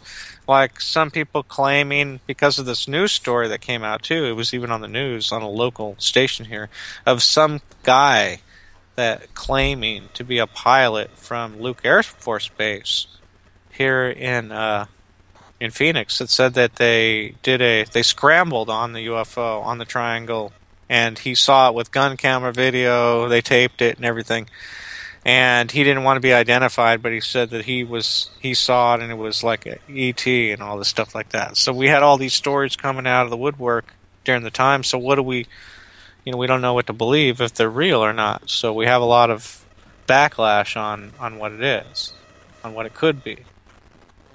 Did that pilot go into hiding right after that phone call? Probably. I mean, you never find out who these people are. They just disappear. They make a report, and then that's it. The end with it. I'm going to get you to hold on here. We're going to take a break at the bottom of the hour. Jeff Willis is our guest tonight. We're talking about March 13th, 1997, the Phoenix Lights incident. Jeff's websites are ufosoverphoenix.com and .net. UFOfootage.net. You're listening to Spaced Out Radio. I am your host, Dave Scott. We'll be back right after this. Have you ever had an extraterrestrial experience? One you just couldn't explain? Well, maybe I can help. Hello, I am Samantha Mullet. On the second Tuesday of each month, I will join Dave Scott on Spaced Out Radio to bring a human aspect to ET contact. It's something I've lived with my entire life, and I'd love to help you understand. Let's share our experiences. The ET Experience, the second Tuesday of each month, only on Spaced Out Radio. Fairies, Bigfoot, dogmen, trolls, goblins? Hey, if it's cryptid in any way, I'm looking into it. Hi there, this is author Ronald Murphy, also known as Spaced Out Radio's Crypto Guru. Join me every second Wednesday of the month on Spaced Out Radio with Dave Scott, where we will talk about the stories people call tall tales. I will fill you in on the latest sightings and the hidden histories that are causing quite a stir. You can find everything at spacedoutradio.com. Hi there, this is Jolene with Rivulet Reiki and Readings, and I want you to relax. Let me help you chill out and get in touch with your body, mind, and soul. In this busy world, sometimes we need to let go, and this is where I can help. Visit my website, rivuletrndr.wix.com/rivuletrndr, or my Facebook page, Rivulet R&R, to set up an appointment for relaxation, Reiki, or readings, no matter where you are. It's time for you to make time for you. Would you like to expand your clientele? Have you ever thought of online radio advertising? Check out spacedoutradio.com to get your name out there. Our listeners support those who advertise with us, so why not give it a try? We have the most competitive advertising prices out there. Just click on the advertising tab on spacedoutradio.com and contact us today. Are you an ET experiencer, but you just don't know what's going on? Are you too timid or shy to discuss it with anyone? Maybe I can help. Join me, R. Keith Andrews, the first Friday of every month on Spaced Out Radio, and I will help you to find the answers you're looking for. Together, I will help you understand the off-worlders and the true meanings behind your experiences. All you have to do is join us in the Spaced Out Radio chat room. See you there. Every Saturday and Sunday night, as Dave Scott wanders aimlessly in the wilderness, you can come hang out with me, James Tyson, in Spaced Out Weekend. Starting at 9 p.m. Pacific, midnight Eastern, I'll take you along as we talk with some of the best experts in their fields. SpacedOutRadio.com is the place to find us. So sit down, relax, put your feet up, enjoy the topics like the paranormal, supernatural, intuitiveness, and so much more. Hope to see you there. Hi there, this is your psychic medium Joanna, and I would love it if you would join us every other Sunday on Spaced Out Weekend. With host James Tyson, we'll bring you personal psychic messages on two mediums and a large. Questions about love, life, career changes. We would love it if you would come and join us live. Call in and listen in for the experience. Allow us to open the doors to your other side. Two mediums and a large, heard only on Spaced Out Weekend at spacedoutradio.com. Would you like to become one of our space travelers? All you have to do is click on the Space Travelers icon at spacedoutradio.com. For only $5 a month, you can get access to some great prizes, as well as private monthly shows, newsletters, and a members-only section on our website. Become a space traveler today.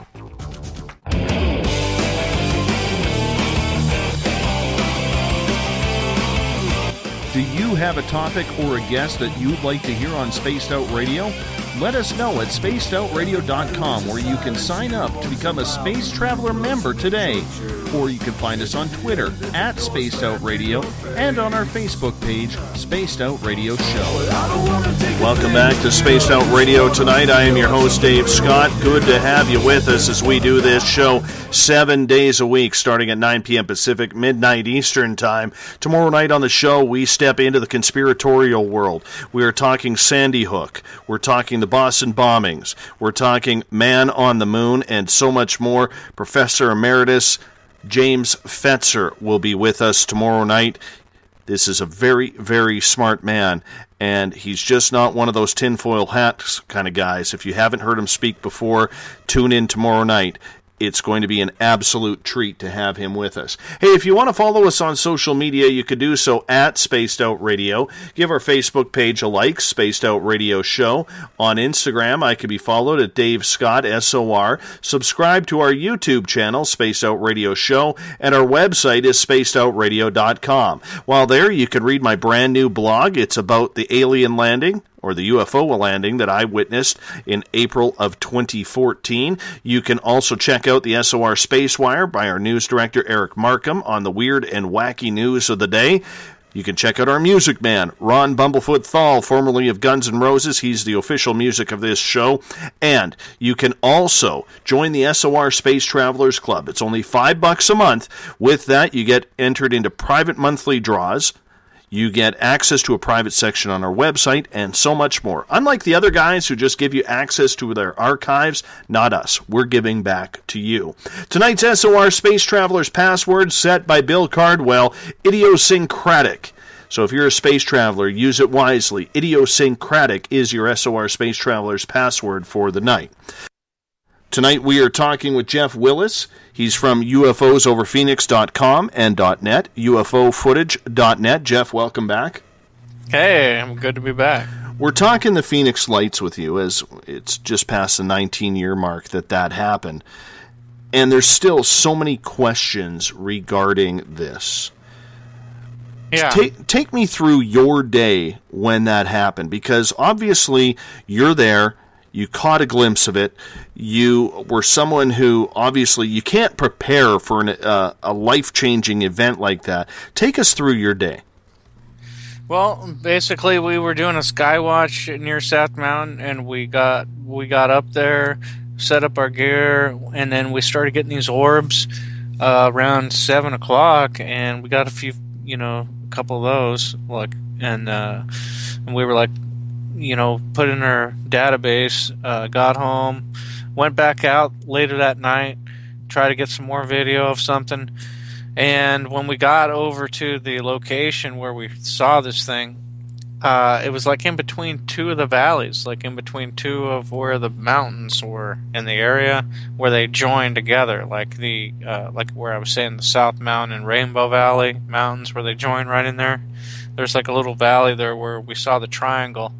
And that's where I got it on video for just a few seconds before it was able to go in, in between the other mountain and then get behind it. So it kind of flew. The way it flew was the one that we're talking about, the 8 o'clock sighting, is it flew down mainly in between those two mountain ranges that is south of the valley, Phoenix. And later on, then at 10 o'clock, we saw on the news where these lights were appearing at 10 o'clock, and everybody was like, what are those lights? We don't know what those lights are. They're UFOs, are they UFOs? All the questions started happening. And then the next day, pretty much the videos were the ones that started going on all the channels, on all the TV channels. And so, but the videos that people were putting on TV were the 10 o'clock sighting videos. See, there was only like 3 videos that ever came out that was of the V-shaped thing that everybody said they saw before the 10 o'clock event, which is these lights over South Mountain that we talked about later, which they say were flares, but we don't know. See, to this day, that's the whole mystery behind it. And the whole thing is later, like you were saying, 19 years later, now a film comes out like a couple years ago of this called the Phoenix Lights incident, where they say where people could have been abducted, from that. So it's like all these years later, now you're hearing a different angle at it. Like there's different stories coming out of it. And see, that's where I wanted to tell you is we don't know, after all this time, what really, what to make of it, even after all this time, and now news stories might pop up out of this that could be just generated, out of the old stuff. Gloria has a question for you in the SOR Space Travelers Club on Facebook. She is asking, was the craft solid in appearance or was it opaque, as one witness reported? Because she remembers hearing one witness say that he could see the moon right through it. Well, yeah, you could. It was kind of like glass, is how I describe it. Is like maybe it was reflecting.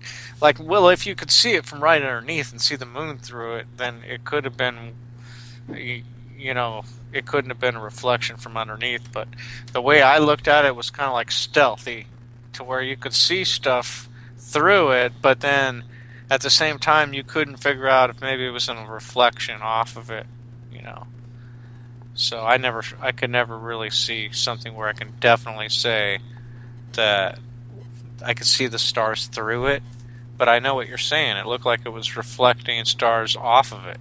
Like maybe a stealthy... Like they always say there's these stealth blimps that do this. Yes. Like top secret. Yeah, I'm really familiar with them. And to be honest with you, it very well could have been something like that. But the people that saw it from right underneath it say that it was nothing like these top secret stealth blimps. This thing was way bigger. It was like a couple football fields... and I don't know if they make those things that big, but I don't think that they would test it right over Phoenix or in the desert next to Phoenix or anything like that, if it was one of those top secret ones. And, I don't know. It's not what I got on video. It was one of those. How big was this craft, in your opinion? To put it on a human size. Yeah, I would have to put it as what the other witnesses said, at least 2 football fields in width and at length as well. Like,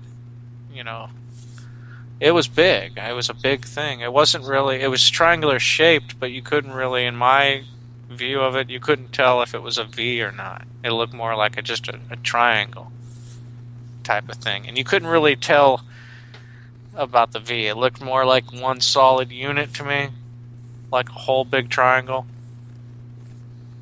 And you could see that reflections off of it because it was so low that the bottom part of it looked like it was like reflecting off like the city lights. Like either you were able, like you were saying, you were either able to see through it or it was reflecting. It was showing that effect that it was reflecting. Like, if it was like glass, or like if, the surface of it was reflective like glass, you would see buildings reflecting off of it, really. And I think that's what I saw. Something so massive that it was able, like you see a skyscraper, how it reflects the cars and all that stuff. Something like that, that type of a surface is what I saw, how it had. What was going through your mind when you all of a sudden saw this 2-foot football field size craft? Were you feeling quite mortal? Were you feeling shocked? Were you thinking you were getting the mother of all UFOs that you may never see again? Yeah, at first, because this was one of the very first pieces of video I ever took. And so I thought, I got to get this on video, right away. And I had the camera there, and I had it all set up. So I shot it on one of those older 8mm cameras with the big, lens it was only like an 8-power camera. So the video wasn't even very good. But later, I was able to get it on Fox 10 on the local station here. In 1998, I showed them the video of it, what I got, because they did a Phoenix Light special, and they were interested in some of the footage that I shot. But it wasn't any, more or less impressive that anybody else shot. There was a guy that was an airline pilot that videotaped the V formation too, and his footage footage was released on a television show called Danger in Our Skies, and this was like around 1998, or so, or 1999. It was about a year after too. So you had these new videos coming out like a year later of people that shot the actual the real UFO, the one that wasn't at 10 o'clock at night, that was like these stationary lights over South Mountain. Not that one. The ones that the reports came in of a triangle or a V-shaped craft. Those reports that came in, there was a few videos that were shot of that incident, and there was at least 3 of them, as what I believe. But there was also, like, you were mentioning that there was some video and some activity that were happening before that incident came out around the same area. Well, back in like 92 or 93, I believe it was, there was a video of these people that shot a V-shaped triangle over the same area in the Alatuki foothills that is like south of Phoenix. And it was the same thing that people had reported, was like an actual triangle-shaped object, like a boomerang-shaped object, actually. Right. Is what it was shaped. And there was 2 of them flying in formation that was caught on video right before the Phoenix Lights, a couple of years before it. So do you think there was more than one craft on that infamous night? Do you think because there was sightings over the northern part of the state, right through the central state where Phoenix is, and kind of all overboard, do you think there was almost like a motherlode of an air invasion, or do you think that it was just one craft moving all around in different areas, and because of its ability to have, light speed pretty much, that it was able to cover a lot of ground? Well, in my, you have so many reports. In my estimation of it, there had to have been multiple craft at multiple different time periods. So for whatever reason, there was hundreds of UFOs that came over our state at different time frames on March 13th that night in all different areas of the state.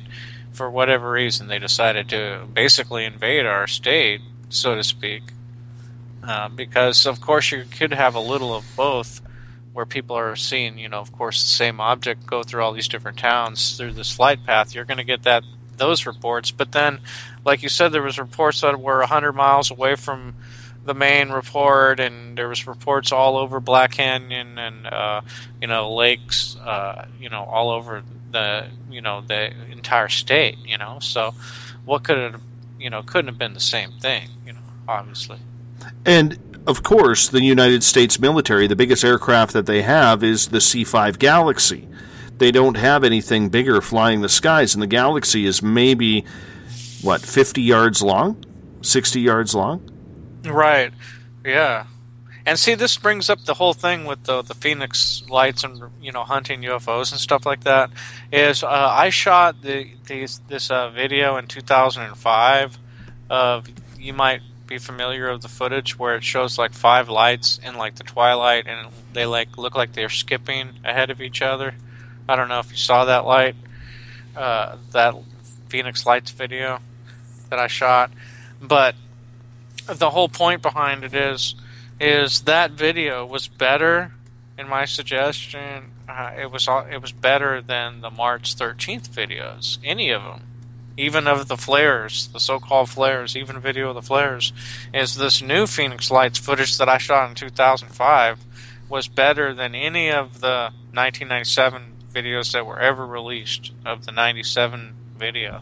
So what I'm trying to say is, that the 2 boomerangs in formation, that video that was released before the Phoenix Lights, my footage in 2005 is just as good as that piece of footage. And so you have 2 totally different pieces of footage right there that weren't even shot on the March 13th day, that show you really good footage of like triangular shaped or massive UFO craft. And so it's funny how, like I was saying before, March 13th, 1997, like you said, and like I was saying, there were so many sightings that day and night that it caused, and not, even to this day, that there hasn't been just one day where like it where everybody saw as many UFOs on the same day. But see, when I shot that in 2005, that piece of footage, there was just me and a handful of researchers that saw it, and no one else saw it. See, that's the thing, is when it's only a handful of people and it's the really great footage, it gets lost in there with the big sightings, with the mass sightings like that, you know. When it comes to the way the government reacted, namely Governor Fife Symington at that time, he has sure done an about-face over the years. How did you feel as a citizen of Phoenix and of Arizona when he comes out in the press conference the next day because the media wants to know what's going on? Are we being invaded? What was that? Was it the military? And he comes in and makes a mockery of the situation with the man dressed up as an alien gray in a silver spacesuit in handcuffs. Yeah, it was kind of a joke because there was a build-up to it, really, what happened. He was kind of forced to do something about it, I believe, because, you know, they were talking about it all over the radio and all over the major news, you know, when it broke there nationally. Well, when it broke nationally, it was all over Phoenix Talk Radio, you know, all day long.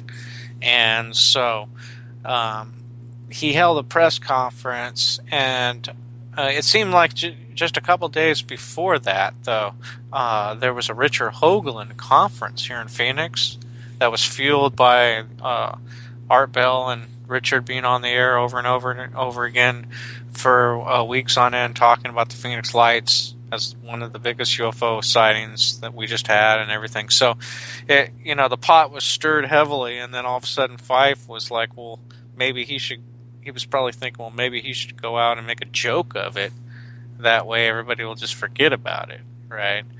And so that's what I think he did. Because he was our governor, of course, so he comes out and does a press conference and says, you know, we caught the guys that did the Phoenix Lights, and then he brings out this space alien, this guy in a costume, and says, you guys are being way too serious. Because, you know, he probably wanted to defuse the situation. And then after he's not been governor for probably 10, 15 years, he comes out of the woodwork on all these paranormal talk shows saying that he saw the Phoenix Lights and that he knew it was alien and that he had to come out on the news and defuse the situation and all this stuff. So it was like, for me, to hear him tell the story after he was the governor about this, it seemed like to me, it seemed like that this was kind of a farce in a way, because why would you make fun of it and then come out later years on the radio and say that you saw it and it wasn't, and it was really alien, and that you downplayed it? Like, why would you do that? He never really explained that. I never really remember that being explained, why he would do something like that.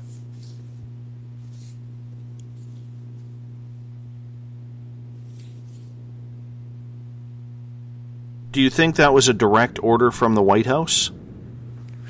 Well, you know, I don't know. That's the funny thing is I don't ever recall him answering why he did that. But for me, it was funny because when he was so pro-alien and so pro that he saw this thing on all these shows, I don't know if you recall it, but he did a bunch of shows saying he saw it and all this stuff like that, you know?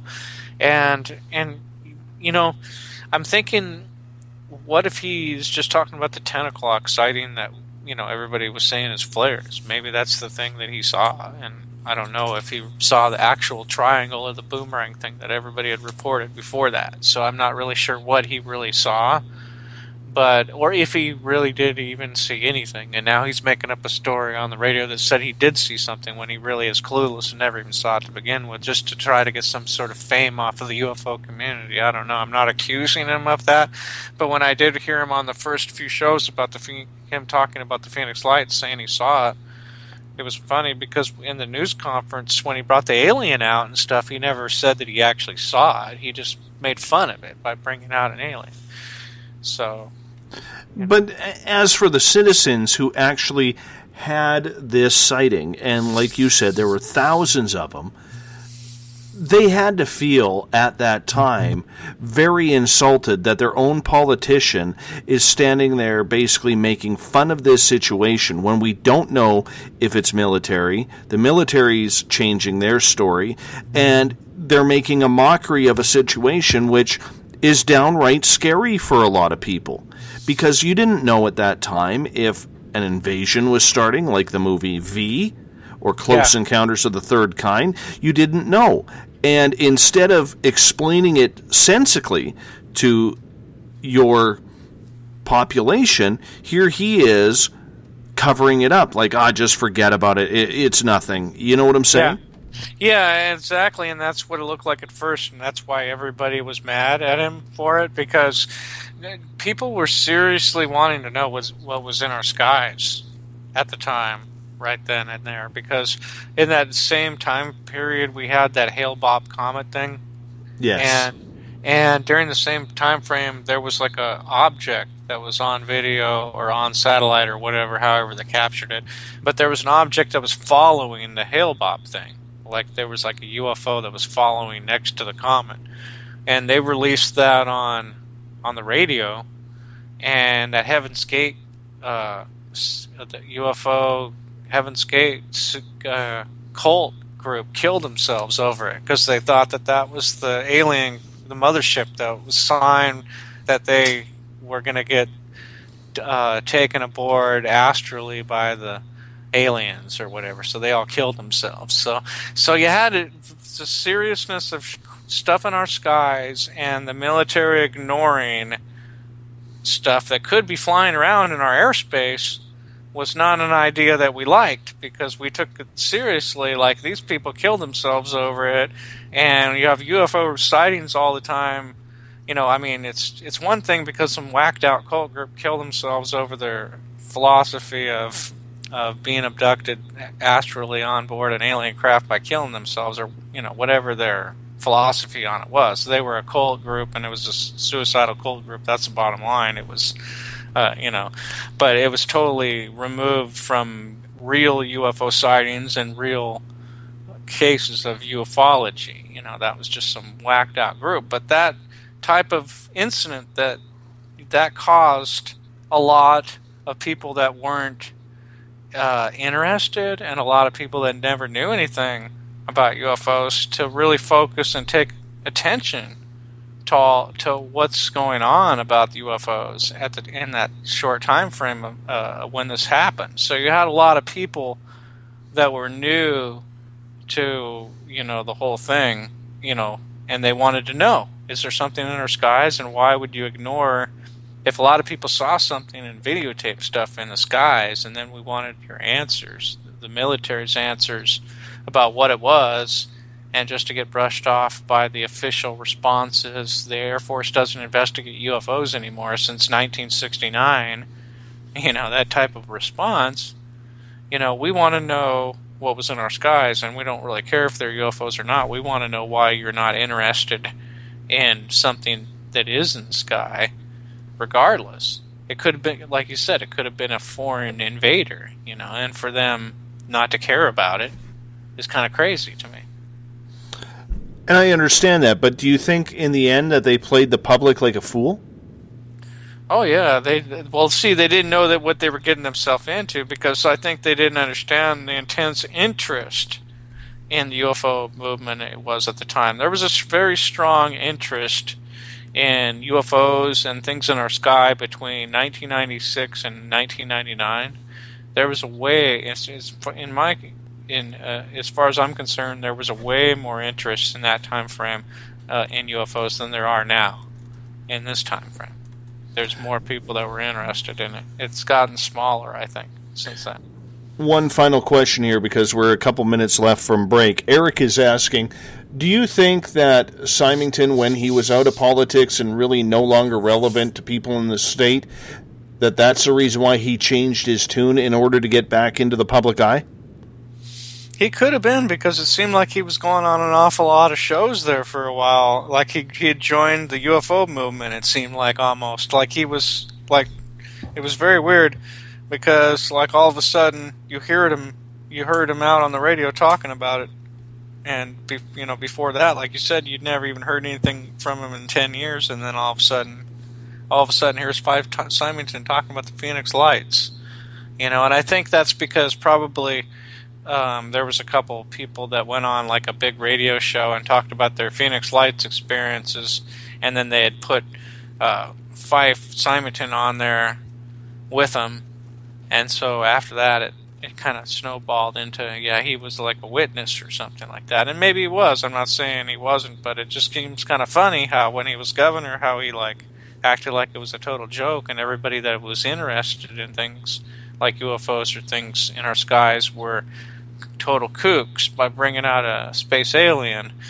And the funny reality of it is those triangular-shaped and V-shaped craft that are flying around up there, the real ones, the legitimate ones that are being taped and videotaped by real skywatchers like me and other people, on board those real UFOs that are flying over our skies of Phoenix and other skies, the pilots of those craft may very well look just like those same guys that he brought out and made a joke that it was. So it's not really a joke when you look at it, because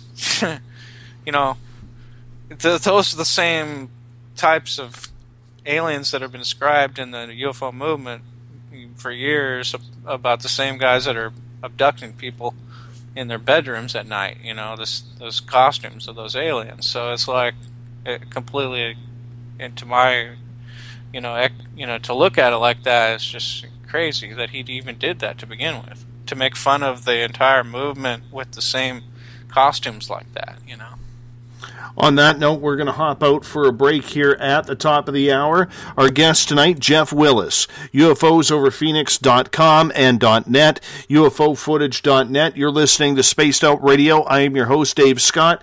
We'll be back after this break. Patrolling the Pacific Northwest, we are always on the lookout for the strange and unassuming stories that real people are experiencing. Hi, I'm Vincent Zunza from Pacific North Weird. Me and Alexandra Sullivan have teamed to bring to you those odd stories that never seem to make it into the mainstream.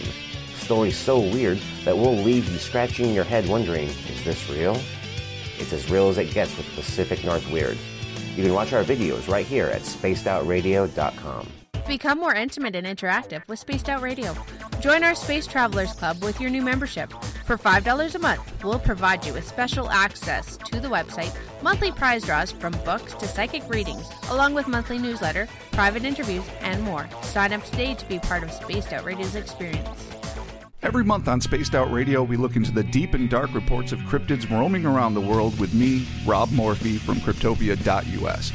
I would love it if you would join me and host Dave Scott as we delve into the most arcane stories and reports regarding creatures of the unknown. My job is to hunt down the details and bring the evidence forward to you. These aren't your regular Bigfoot stories I'm talking about either.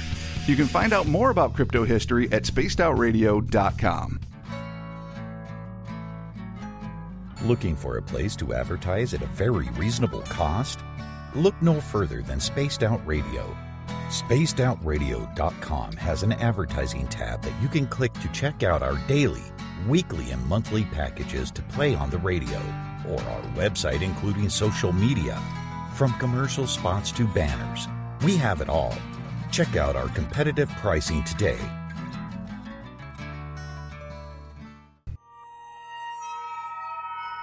You hear footsteps in the empty room above you. A rocking chair begins rocking by itself. Don't be afraid of the things that go bump in the night. Reach for Spirit Storybox, the iPhone app the Huffington Post UK called the only ghost hunting app you will ever need. Spirit Storybox. The spirits are telling their stories. Are you listening? Strange creatures lurking in the night, the sounds of wood knocking in the forest, odd happenings right out of a fictional world. These are the reports I love. Hi there, this is author Ronald Murphy, and I would love it if you join me and Spaced Out Radio host Dave Scott the second Wednesday of every month on our journey into the unknown land of cryptozoology at spacedoutradio.com. From Mothman to Frogman and everything in between. Hey, they don't call me the crypto guru for nothing. Oh, there's only one way to rock. loud and proud. In high definition, Radio 702 rocks Las Vegas. Find yourself constantly looking up in the sky, looking for answers? Have you had extraterrestrial contact? Are you an abductee? Looking for answers to your experiences? Hi there, I'm R. Keith Andrews, Spaced Out Radio's resident ET expert. Join me live the first Friday of every month where I take questions from the Spaced Out Radio chat room and help you understand those from the far-off world. It's 2 hours of knowledge every experiencer should listen to. Hope to see you there. Did you know that Spaced Out Radio runs 7 days a week? Hi, it's James Tyson from Spaced Out Weekend. Every Saturday and Sunday night, starting at 9 p.m. Pacific, midnight Eastern, you can join me and my guests for some great chatter about what's going on out in the universe, or even in that dark part of the basement you really don't want to go back into. Well, let's find the answers to your experiences together. So come on up to Uncle Jimbo's cabin on the weekend. For more information, look us up at spacedoutradio.com.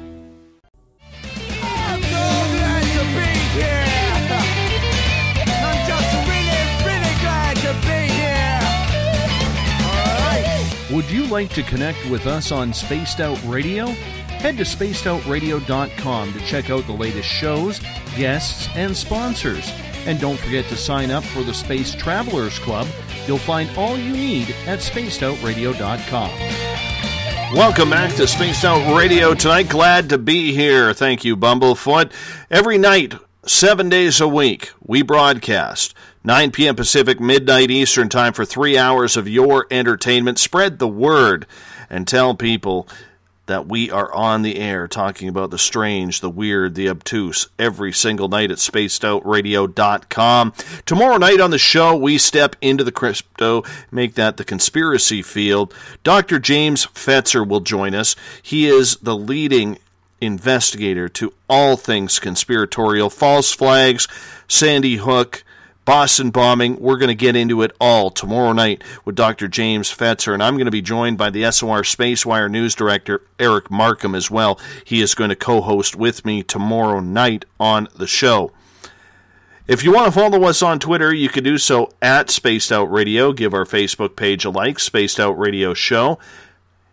You can also follow us on Instagram, Dave Scott SOR. Subscribe to my YouTube channel, Spaced Out Radio Show, for our archives, and our website is spacedoutradio.com. While there, you can check out a number of blogs, whether it's from Corrine, Robert, Eric, Elizabeth, or myself. My latest one is about the UFO landing I saw in April of 2015. You can also read up on the SOR Spacewire by Eric Markham. Check out Bumblefoot's page for our great music that we play on a nightly basis, who we affiliate with, and of course, you could join the SOR Space Travelers Club for just $5 a month. The other guys, they just give you access to their archives, not us. We're giving back to you. Monthly prize draws right here on the mighty SOR. Tonight we are talking the Phoenix Lights with Jeff Willis, who lives in Phoenix. He's a ufologist the past 2 to 3 decades. His websites, ufosoverphoenix.com and .net, ufofootage.net. Jeff, welcome back. Hello. How you doing? Good. Good. When Governor Fife Symington basically embarrassed every citizen in the state who witnessed this and the people who were talking about it, what was the reaction of the people there for being played as stupid? Well, he was ridiculed on Art Bell with Richard Hoagland and a number of other researchers in the UFO community right off the bat. And among other things, looked like a complete laughing stock to everybody, and people had talked about it for a long time. As a matter of fact, my very first video DVD entitled UFOs Over Phoenix Volume 1, I put that in there to illustrate how the government dismisses the UFO sightings, And so I put that in there, and, to go back with that, I mean, that's what I do is videotape UFOs. And I've accumulated so much footage. I put them on the in a DVD set format, so honest researchers that want to look at all the UFO video footage, put it in. They'll have a library. That's that with what I do. I have a huge UFO library, and I try to compare my video with everything else that I can compare in my library with the UFO video. So there's different aspects to the UFO, you know, the entire UFO field. Just videos, just a little of it. But for that Fife Symington, I don't know what his motives were back when he did it, and I don't know what his motives were when he came into the UFO field and started being on all these shows. I don't know. I don't know what happened in between the time it happened and hit. Honestly, I have no idea. But it's kind of strange how he, made fun of it and then later came out with it. I just don't understand it. Do you think it was a credibility thing for him to try and save some face? Because to me, looking at it from an outsider's perspective, that is only the real way that he could say without saying that he was told to shut up or make something up at the microphone that day. Well, I think maybe he looked back at it and saw what he did was wrong, and then he maybe it made him actually investigate UFOs. And he found people that were involved in the subject of the March 13th thing were credible people. And we have a doctor that saw him, and of all these credible people in the subject. And then we talk about it a lot on the talk radio circuit here. So maybe he found it to be some credible. Maybe he thought he could ride the coattails of it or something. Being the one that spoke about it all those years ago. I don't know. But it was just funny because he hadn't been a governor for so long, and he never talked about it before, being out of the governor's office for so many years. You would think that he would have, said something about it. Then all of a sudden, boom, he was on some shows, because they always do these March 13th anniversary shows, and they have all these people on there all the time. And so maybe he ended up on one of these shows and got some airtime out of it and just kept going with it. I don't know. I find that very intriguing because people there, they were upset. And I think that's easy enough to say. Why do you think it's never happened again? Well, yeah, that's what I was getting at before. Is now I take groups out every now and then to the mountains, to do sky watches. And that incident in 2005, I videotaped that triangle, or it could have been, it's a very weird piece of footage because it starts out as 5 lights, and as I'm videotaping, it's like the one light skips in front of the next one, and then the next light, it skips in front of the next one, like it's skipping in front of it. Like it's doing this weird, warp through time thing, And in one point it looks triangular, and then at one point it disappears, and then it reappears in what looks like 10 miles away in a different spot. And so this is incredible piece of footage. So that's the thing, is it's just not that one-time event, March 13th, 1997. When you go out in the desert to look for UFOs, or during the day, if you're looking for UFOs, you're going to find them. You're going to see them every day. Every day. UFOs are a high-altitude phenomenon and a low-altitude phenomenon sometimes that appear and happen every day in every city. You just have to look for them. They're more... That's the whole myth behind UFOs. People always think you'd be lucky to see one UFO in your entire life. You'd be even more lucky to even videotape one UFO in your entire life. It'd be easier to win lottery, they would think. But actually it's the opposite. You can see a UFO anytime you want. All you have to do is go look for it. As a videographer, it's funny because I take shows out on UFO hunts at night, and sure enough, we capture an orb or something that everybody says had to have been something unexplainable. And I had gone to the same location a dozen times before that, and we never see anything. So it's just that one time that you go, that you see it. Do you think the military is hiding what they know on this, whether it's at Luke Air Force Base or somewhere else, maybe as north as Nellis, considering what they have hiding out in Nellis with Area 51? Sure. I mean, absolutely. Like if me or you were to show up at Area 51, let's say we had 100% clearance of everything on Area 51. If you go into Area 51, don't you think that there's probably a skyscraper buried underneath ground, at ground level underneath there? At least like the size of like the Sears Tower or the World Trade Center, or even bigger, a bigger faculty, you would think, underneath there. And all you see on the surface is some desert land with a few buildings here and there. But really, what happens is when you go inside, what happens is when you get into the elevator and it goes down to the 500th floor,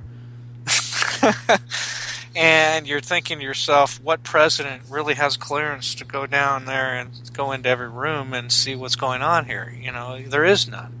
And so when you have a military complex that's more powerful than the president has clearance to see, then that's where the scale tips, and you see where the trillions of dollars in black budget money has gone over the last 75 years, and you're thinking that you are in dreamland, basically. So it's exactly what it is. Do you believe then that there was a lot of radar footage of everything that kind of went on that they are keeping secret, or did anything out of Luke Air Force Base slip out? Well, for the pilots have made statements that have, but we don't know if those were real people or not. So we really don't know. Luke never came forward publicly and said, oh, there was something called the Phoenix Lights and there was a triangular-shaped object. They never made any statements on it. They only say that it was the statement that they released, that it was the Maryland National Guard that dropped flares over the Barry Goldwater Range. That's all they say about it. Any talk of it being aliens or UFOs, they don't respond to that. So, there's a denial at a government level, of course. There always will be, until they, there's video of Nellis, the Nellis base. You may be familiar with it, but it's of a video of a UFO that was flying over Nellis base, and it was during the daylight. It was kind of like a square type of UFO with like a little dome, and it was released all over the news, and it was on the Sightings television program back in the 90s. And you hear the tower in the background saying, I don't know, we don't know what this thing is. You see it darting around back and forth. And so our own secret military base has released a video of them videotaping a UFO that they're claiming to know nothing about what it is, where it belongs, and they're questioning, what in the world are they looking at? So, on the outside facade of the military base, all the people that run it on the outside, they have no clue, of course.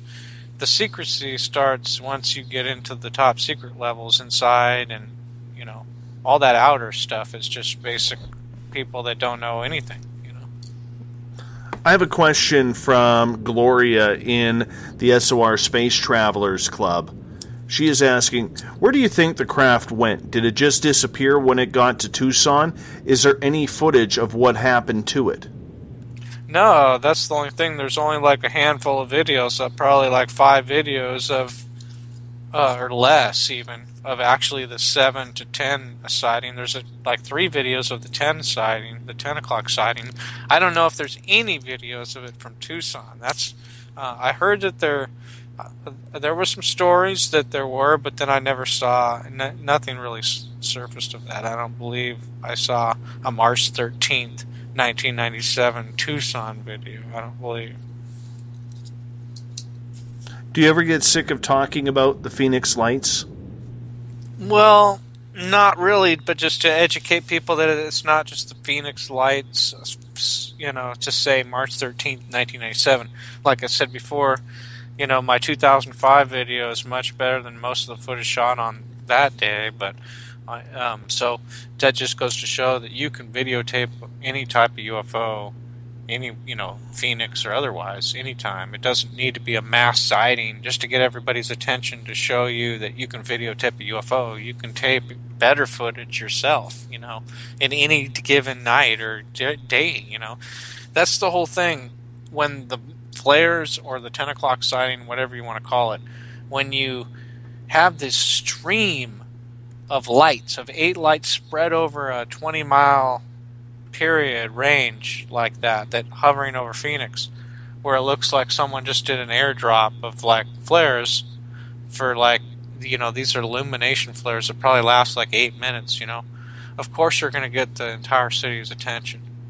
There was less people that saw the triangle probably than, earlier than saw this spectacle.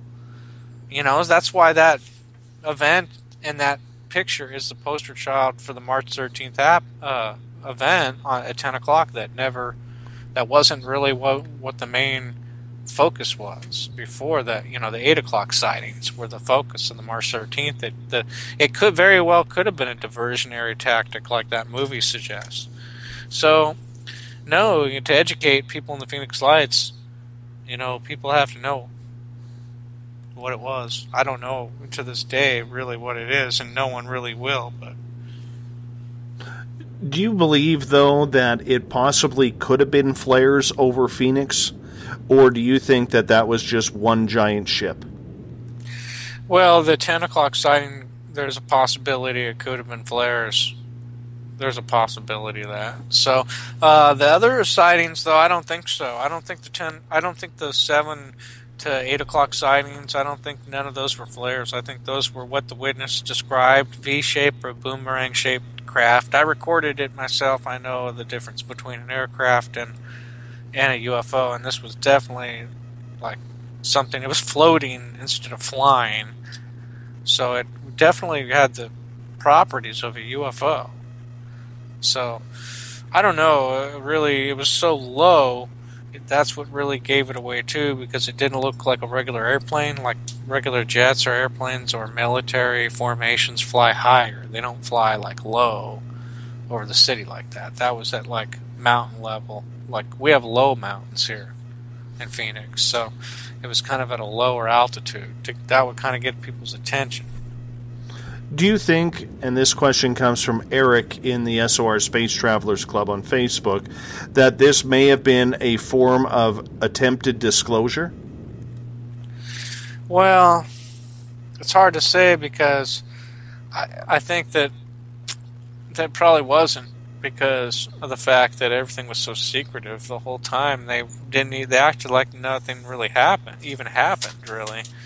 If it was, I think it was probably just alien sighting, to be honest with you, that, like a mass sighting that really, like the triangle earlier, from 7 o'clock to 9, like all those sightings were something that came and they wanted to be seen, and they wanted to, maybe disclosure for the aliens to tell us, hey, we're here, but the government, they ignored it. But the people saw it, and you have these type of events all the time. These UFO flaps that happen over cities, all over the place. Year after year after year. And I think maybe that's what it is they're trying to tell us that they're here, waiting for the government to agree with it.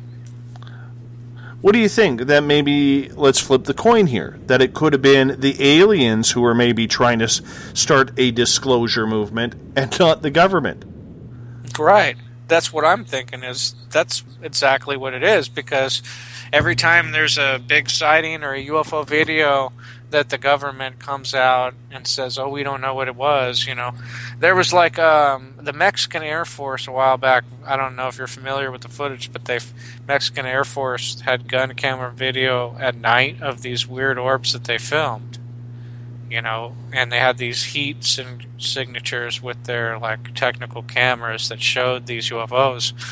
And at first everybody was like, oh, we don't know what those were, and the Mexican military came out and said that they were UFOs caught on video, and they released it to the media, the news media, and right away the American military and the press debunked it as burning oil burning oil fields.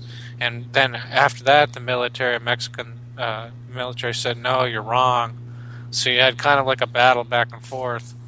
Like they were like, no, we think we know what our own, things are, lights are, So one government is coming right out and saying, yeah, they're real, and the other government is saying, no, they're not, and those are just bogus, just throwing out their own disinformation against that video. So, you don't get to the bottom of anything, really, until they just come out, like the government just comes out and says that they're real. You have so many layers of top secret and government knowledge. Jeff, do you think that being 19 years later and there's still new information coming out, do you think that this is true information that needs to be looked at and resolved, whether it's practical or not, to the Phoenix Light sighting? Or are you buying 19 years later that this information that's now coming out is pretty much bogus? Yeah, I'm thinking it's probably pretty much bogus unless they show more information to it being real, because it's been out there for so long. People have been able to capitalize on it, all over the place. Where you really got to look at, the actual top secret documents that come out of the government on UFOs, like I'm sure you're familiar with the blackvault.com and the John Greenwald's effort. Anything that comes out of the government itself that's on black and white pieces of paper, that into all these different aspects of all these different, UFO cases, and there's thousands of paper, tons of paperwork that comes out. And so that the files, they point at something that's real, that's documented, that they are looking at. So anything like that I would, go at, and as well as all the things that they don't know anything about. That's just a close encounter between a personal person and the craft itself. These are things they don't track. They can't keep tabs on it. All they may have is a radar blip on it, or an investigation after the thing leaves, So, and that's where most of the reports line up, So even if the government does have a lot of information about what these things really are, they're still, communicating with regular people, under the, radar, so to speak. Like they're not like it's not a group government effort. It's not an alien government effort. If you see a close encounter with a UFO and an alien, it's just a UFO and an alien. There's no government involvement there, Do you think then that maybe whether or not this was a hidden disclosure or a partial disclosure by the UFOs to come over a major city like this or whatever, and I realize I'm being hypothetical here, but do you believe that maybe that the U.S. government or government officials, military officials, maybe looked at this situation and said, look, we better tighten up a little bit on what's happening in the field of ufology. We can't have another Phoenix Lights happen here. That was way too close for comfort. We got too much on the line. Because I'm a firm believer that the government is getting technology from extraterrestrials. We've seen things move way too quickly here. And I'm a firm believer that, as the longer they keep the public out of the UFO eye, the more they're going to have an opportunity to take that technology for the military-industrial complex. I may sound like a tinfoil hat conspiracy theorist there, but that's what I believe. What is your take on that? Well, my take on it is pretty much kind of similar. To me, you look at it at how many years more advanced do they have that we don't know? Like how many more years advanced is it from where we are today? Is it 5 years? 10 years? You have people that have come out, these so-called whistleblowers have come out of the government that with some tall tales of being transported in elevator-type jump rooms to Mars technology. Tales. Okay? So, where does time travel even entails? So what do we know about what our government has with technology? Is it 10, 20, 30, 40, 50, 60 years more advanced than what the modern scientists tell us? You know, do they have the hoverboard that really hovers, so to speak? We don't know, you know. So what do they let us? Do they let us? How do they let it come out into the industry? Do they give us small little bites of it? But it seems like the technology is exploding on the, just in the public, side of it, and the, our modern scientist side of it. It looks like we're advancing in leaps and bounds. But what do we really know about what they have? The top secret stuff. The technology that's 100 levels top secret. The president can't even see or know anything about. Like, what do we know about that type of technology? It's like you're saying, we just don't know. It's fun to think about, though. It is. It's totally fun to think about. And on that note, we're going to take our final break of the night. Our guest tonight on Spaced Out Radio is Jeff Willis, UFOsoverPhoenix.com and .net, UFOfootage.net. You're listening to Spaced Out Radio. We're talking the Phoenix Lights tonight. I am your host, Dave Scott. We'll be back right after this. Are you an experiencer? Have you had run-ins with strange creatures you can't explain? ETs, Dogman, Bigfoot, werewolves? They're enough to scare the daylights out of anyone. Hi there, I'm Butch Witkowski from your Cop. And on the last Monday of every month, you can listen to me and the host, Dave Scott, talk about the weird and the strange being reported on Spaced Out Radio.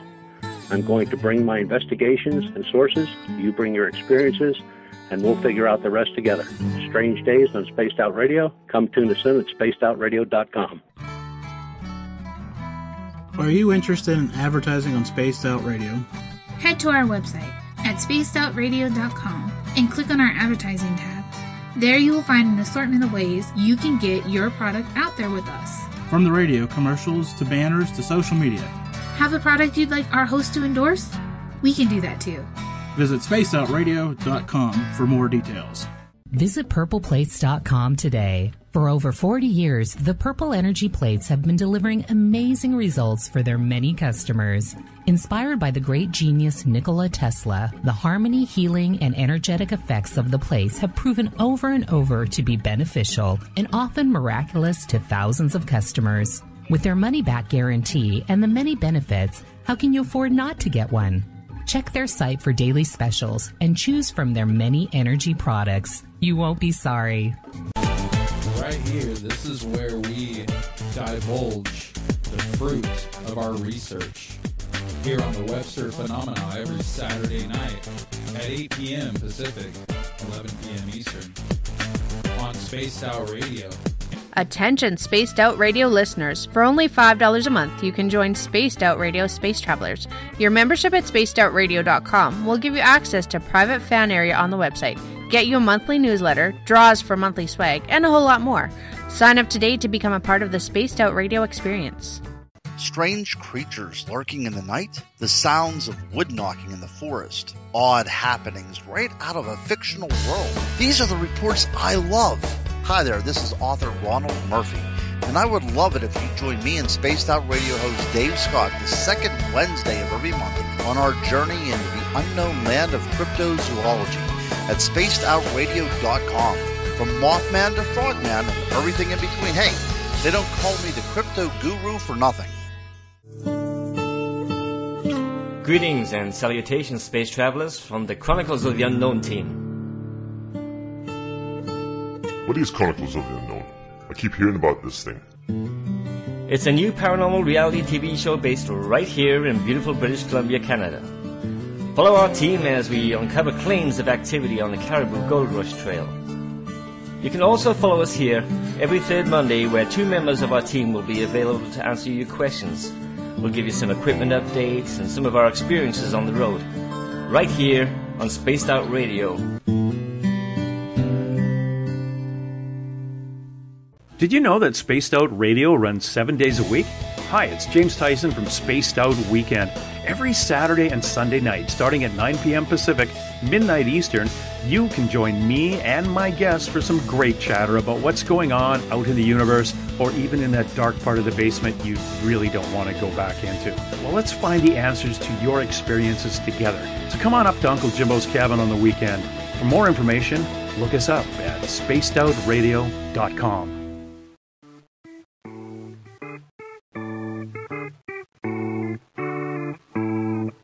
Missed most of tonight's show?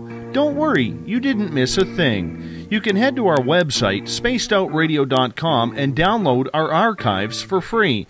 And don't forget to get your Space Travelers membership today. Now, back to tonight's show. We've rounded third. We're heading for home tonight on Spaced Out Radio. Good to have you with us, especially those taking part in the chat rooms on the Spaced Out Radio chat room on Spreaker and on Facebook at the SOR Space Travelers Club. Good to have you with us. The password for tonight, thank you to Bill Cardwell for that, is idiosyncratic. So if you're a member of the Spaced Out Radio SOR Space Travelers, idiosyncratic is the password for you to use tonight. Use it wisely. Tomorrow night on the show, Eric Markham, our news director here with Spaced Out Radio, will join me live as we will interview Dr. James Fetzer. He is the conspiracy theorist of all conspiracy theorists, and this gentleman is brilliant. If you've never heard him speak before, tomorrow night we're getting into Sandy Hook, the Boston bombings, the man on the moon, maybe even a little Beatles, and so much more. That's tomorrow night on Spaced Out Radio, 9 p.m. Pacific, midnight Eastern, at spacedoutradio.com. If you want to follow us on Twitter, you can do so at Spaced Out Radio. Give our Facebook page a like, Spaced Out Radio Show. On Instagram, I can be followed at Dave Scott, SOR. Subscribe to our YouTube channel, Spaced Out Radio Show. And our website is spacedoutradio.com. While on our website, you can check out a number of features, including who we associate with. On the affiliates page, you can also check out the Space Wire for the news of the day. Read up on my blog and other blogs from some very talented writers. My blog this week is on the UFO landing I saw in April of 2014, and you can join the SOR Space Travelers Club. It's only $5 a month on average, and with that, you get your name put into monthly prize draws. You get access to a special section for posting on our website. You get monthly private group interviews and so much more. Unlike the other guys who just give you access to their archives, not us. We're giving back to you. Tonight, for the final time, I introduce Jeff Willis. He's been our guest all evening. UFOs over Phoenix.com and .net. UFOfootage.net are his websites if you want to see some really cool UFO sightings and video footage from Jeff. Jeff, welcome back. Yeah, and that's websites are great, and we've been able to get like a lot of video over a lot of years, and that's what I always when I'm on shows like this, I always want to tell everybody be sure to go to our website and get our DVD, our new one, because it will really give you a library worth of real good UFO footage, and it helps us out. It helps keep the website going. And if you can't afford, just simple $20 to get a DVD, then, if you want to help us anyways, then you can donate like a few bucks. We have a little donate button, and every little bit helps because we've been doing this for so long. And our web hosting every month, it never goes away. So we never go away either. So we need the help. So if you can, help us out. Eric Markham is asking in the Spaced Out Radio chat room on Spreaker, what is your take on Dr. Lynn Katai and the research she has done on the Phoenix Lights? Well, I've seen the video. I don't know what generation I saw of it because the video always changes. Her documentary, they're always adding new stuff to it, so I don't know what generation I saw of it. But from what I recently had also found out is that she's got some pictures of some orbs or of what the same things were over the South Mountain region, because she has the view of that area right there. So apparently she took some photographs of it before the March 13th incident, is what I learned. But see, the problem is over that same area is the Barry Goldwater range, and they're also known for not just the Maryland National Guard deciding to drop flares there. The Barry Goldwater range is known for the Barry Goldwater and Luke Air Force Base dropping flares there for doing regular basic training missions at night with illumination flares. So it's nothing new, and I'm not saying that that's what that's what she has, but if it's that same area and those were originally flares to begin with, there's a chance that anything over that area is possibly a military operation.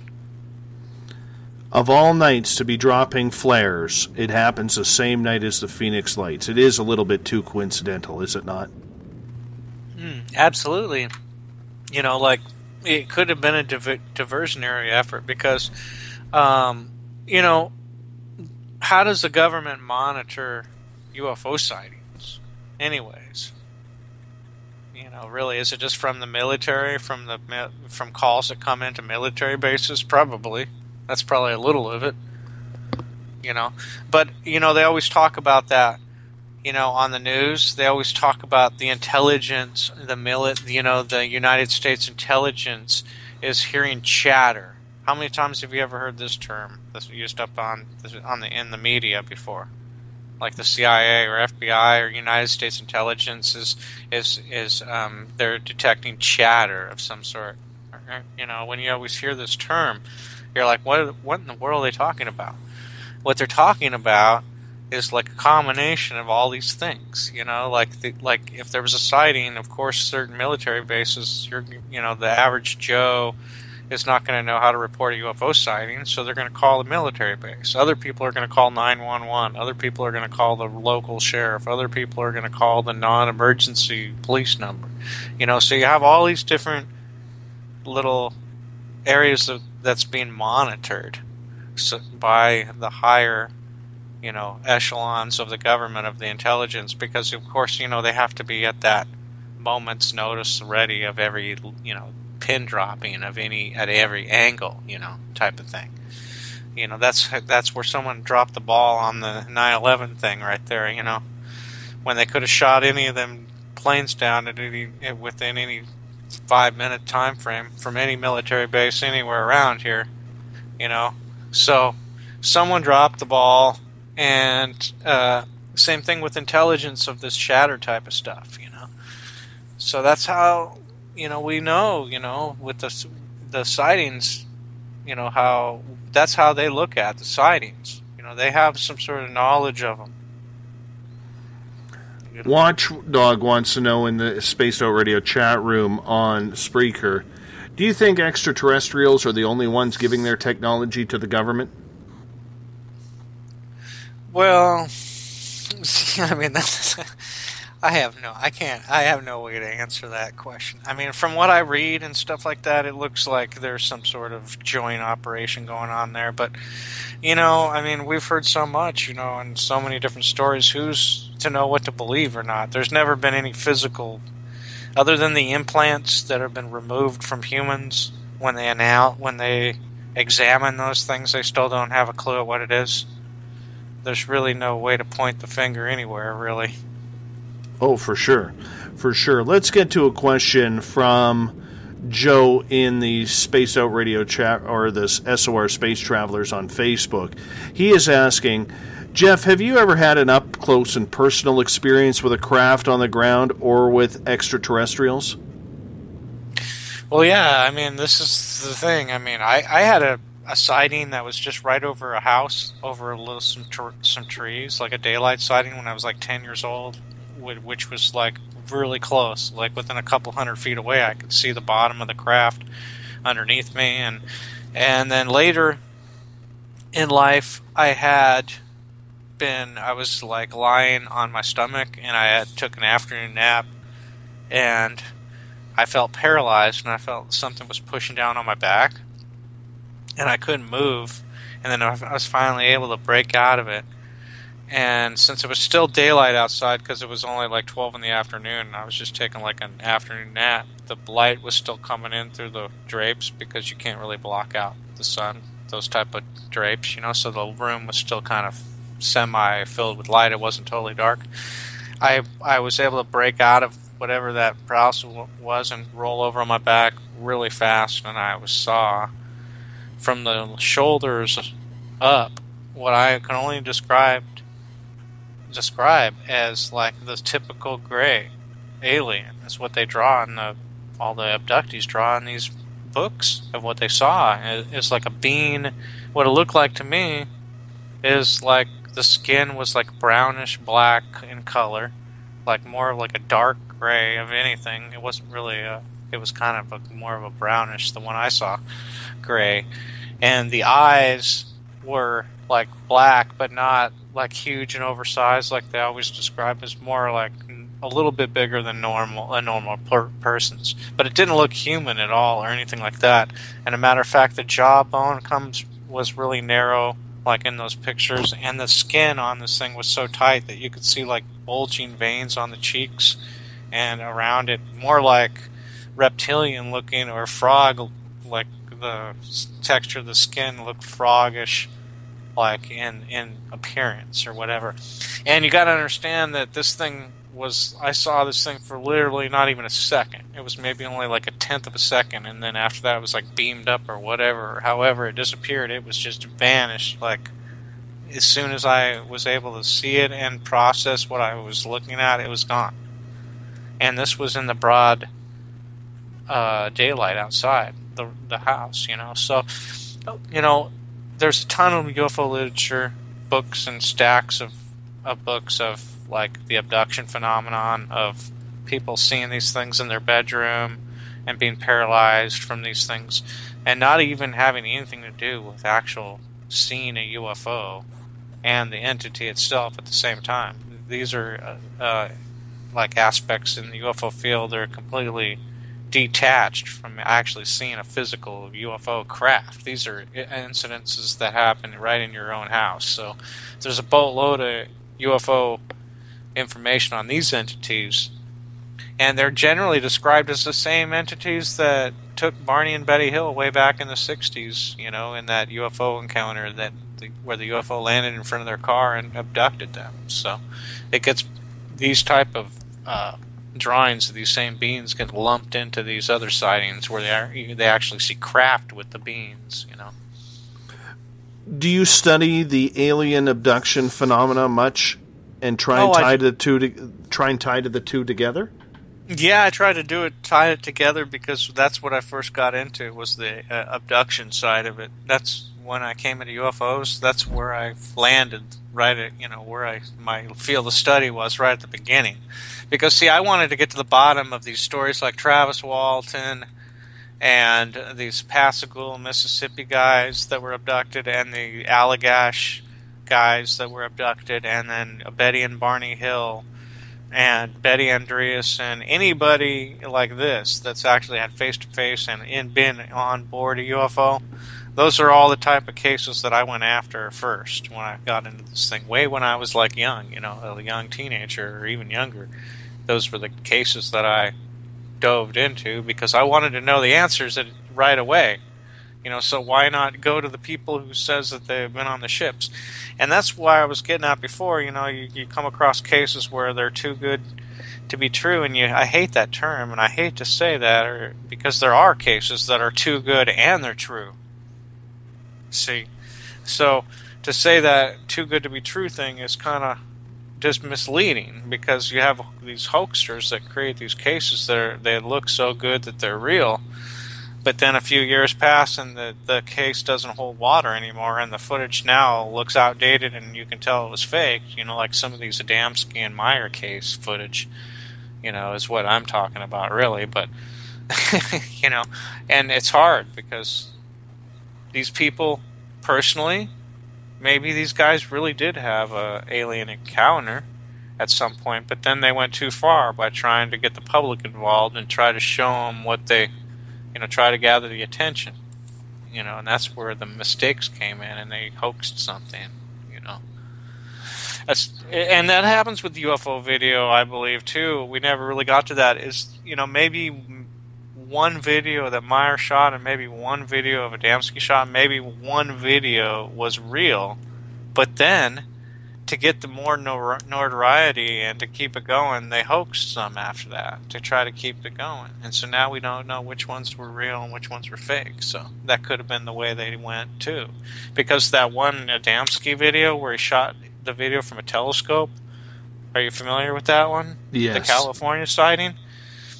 If anything is real, it's got to be that one that he shot. But then you see these weird Volkswagen bug-looking things floating over the ground, and it looks hokey, and it's jumping around, and you're like, what in the world? And then he's claiming to be in contact, being flying to Venus, so I don't know. You know what I'm saying? On one hand, there's a piece of footage that looks legitimate. On the other hand, the whole story goes sideways, you know? Well, does it go sideways, or is that really what's happening? And that's the million-dollar question. You have to take someone you don't know at their face value. Yeah, and then what I'm saying is when you see that footage where you see that craft that looks like a Volkswagen Bug with the landing craft kind of come out from underneath it during broad daylight, are you familiar with that one? Where it goes from side to side and it looks like it could be on a string. I haven't seen that one. Well, it's completely crazy because it's like you can't figure out how it's done, but at the same time it's got that same weird, like, hokey quality to it. You know? And so it's like, it's weird because this guy films this stuff from the telescope that seems legitimate, but now he's shooting something that's like 5 feet away, and you got to look it up. If it's on my page, UFOsoverPhoenix.com. If you go to worldwide or world UFO video, you'll see it on there, and it's you know, something else because. You want to believe the guy's videos, and then when you see something like this commonly happens in the UFO field too, with guys that tape videos, and you're wondering what's going on with it. You know, well, you want to believe it, but then there's other ones that come out of the same source that are hard to believe. Have you ever been up to Snowflake, Arizona? Oh yeah, that's where Travis Walton was abducted, right? Yes. Yeah. What's that like up there for those of us who've never been up there? Well, it's pretty much, you know, forest, pine trees, that sort of thing. They did a special Chasing UFOs, episode 5 with Travis Walton and his abduction, and they went to the location. I am actually on that very same episode earlier in the show, and it's, you know, it's a place that's desolate, you know, out in the forest, and there's houses out there, and but very, you can see where a UFO, could very easily get away with, flying around out there, not being seen, But, that was one of the first cases that intrigued me in 1975. This happened to Travis Walton. He got abducted by this alien, and the whole crew saw it. 5 people saw it. They all passed lie detectors, tests, and so it instantly became, one of the ironclad cases UFOs, because not since, or UFO abduction and UFOs, because not since the Barney and Betty Hill case did you have such evidence, And so people latched onto that case, and as a young kid, being like 8 or 9 years old, looking at that in 1978, 79, that was the case that you wanted to investigate, because it was like the sheriff, did a lie detector test on all these guys, and they all passed. And this guy was on board this UFO for 4 or 5 days, So right off the bat, you want to look at what happened to this guy, because, first off, if he was abducted by military, secret military craft with guys dressed up like aliens, is highly kind of unlikely to me, because he described the creatures as the same way as the Barney and Betty Hill case. Was these guys in the Barney and Betty Hill case, they looked at the star map, and later they found out that the constellation was Zeta Reticuli, which is a constellation which is like 32 light years from Earth. So basically, all the research they've done, they're pointing at this star constellation, which is a binary star system, and they're saying maybe these gray guys come from Zeta Reticuli, which is 32 light years. And then, if you look at ufology, you later see this guy, Robert Lazar, coming out of Area 51, explaining how he worked on extraterrestrial craft and how they were the fueled from element 115, which is you can't find on this planet, and that it makes the ship move distances that are in light distance, like from one star to the next, distances that you measure at light speed, that they can get to these distances within a few seconds because they don't travel at a linear mode from point A to point B at the speed of light. They bend and warp space-time with this type of propulsion system. So during the same time frame, it was starting to become evident that ET craft, they obviously don't work the same way that we would go to the stars. They work differently, of course. And so maybe all these stories are real of the actual abductions or Travis Walton, Betty and Barney Hill thing. Daryl has a question in the Spaced Out Radio chat room on Spreaker. She is asking, have you ever had any footage of rods or black balls, and what are your thoughts on what they could be? Oh yeah, we got tons of them in the 90s. I videotaped these black objects, and during the daylight, it was weird because at first I thought that we're some sort of military probe or some sort of drone of some sort, and we're talking like mid-90s, where we didn't have drones flying around and stuff back then. And so when you see something weird in the sky, you just zoom in on it and try to get the best footage of it. And we would get tons of these, from like 97 to like 99. I shot a lot of footage of these black objects that were up there in the sky, and they look like bigger than a balloon, but smaller than a hot air balloon, but bigger than a conventional balloon. So there was some type of craft of some sort, just hovering around and then going. You would follow with your camera until it went out of sight. Somewhere high altitude, somewhere lower. The rod things were going on at the same time. We shot a lot of rods of these basically cylinder type objects shooting across the sky, and you would see it on your video when you roll it back, and you just have to slow it down, and you see like a cylindrical thing that would only show up in like 2 or 3 frames of video. We don't see as many of the black ones or the rods anymore for some reason. Now we're getting these other objects, different types of objects that are more pretty much metallic, or the white ones. We still get the white ones. I did get a black one recently, though. Within the last couple of months, I shot one of the old style 90s black objects. It's on my website. When you scroll down a little bit, you'll see like the raw file footage that I just set up, which I'm going to start adding way more YouTube videos to it, but I just kind of started it off with that one newer piece of video. We only got a couple minutes left with you, about 3.5 minutes to be exact. I'm wondering, Jeff, for you, what is your Stanley Cup or your Vince Lombardi trophy in the field of ufology? What is the one piece of evidence that you want? Well, what I always said or what I always wanted is I would like to get, like what you said, where you saw a UFO on the ground landed, but not only to get that, but actually to walk up onto a ramp and be able to point the camera inside of the craft and videotape inside the craft where the aliens were, and videotape the control panel and the equipment and stuff like that. So that way there would be no one able to say that it was faked. Of course they could say it was fake, but I would have, if it was real and I generally did videotape that piece of footage, then I would always have that, and I would know that this was a genuine UFO inside, and this is what it looks like inside, No one could take that away from No, that is for sure. You know, for your own sanity, though, I would highly suggest if you ever get that footage, you might want to just keep that one to yourself. Right. Yeah, they might come knocking on the door for that one. You're gonna get the door knock and the black suits and probably a few machine guns and helicopters as well. And that Chinook helicopter that traced you as a kid, it's coming back. It's definitely coming back.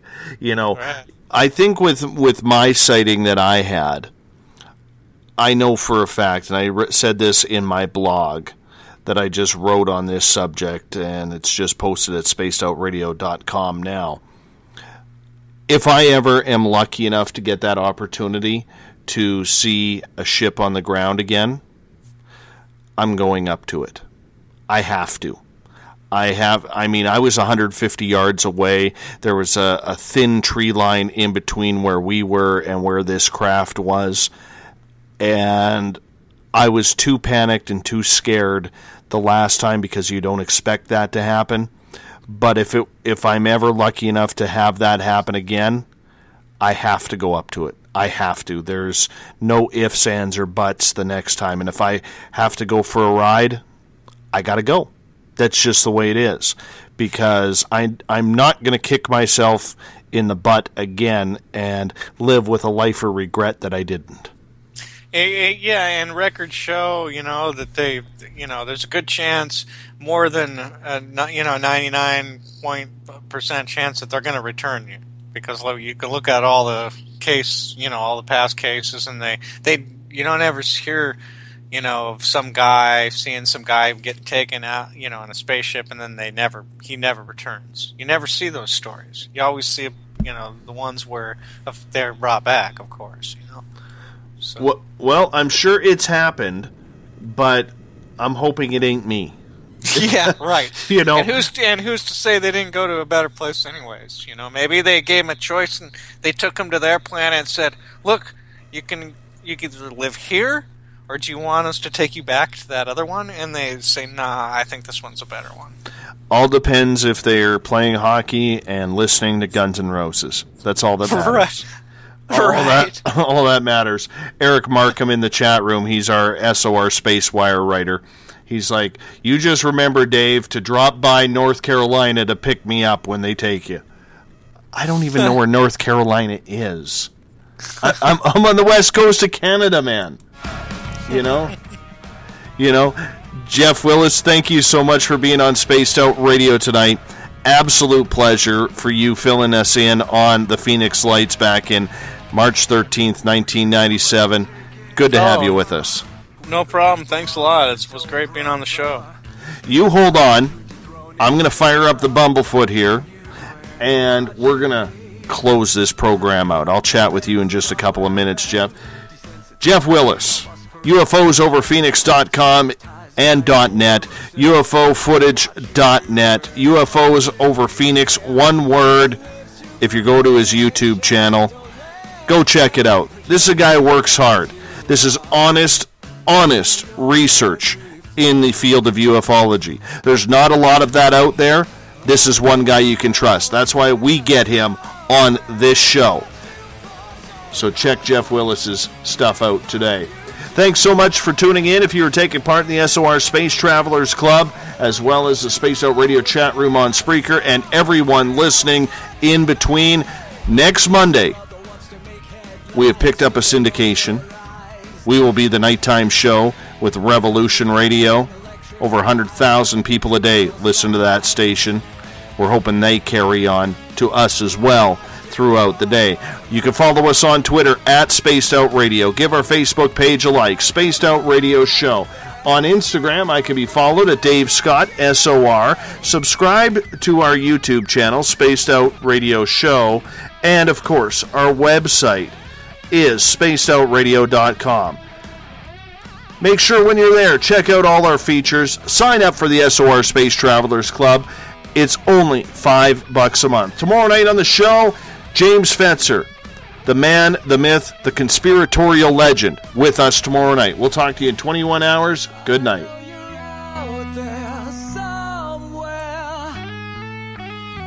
This is the new totalitarian state. Stay in line, don't make a mistake. We're watching. We watched you for so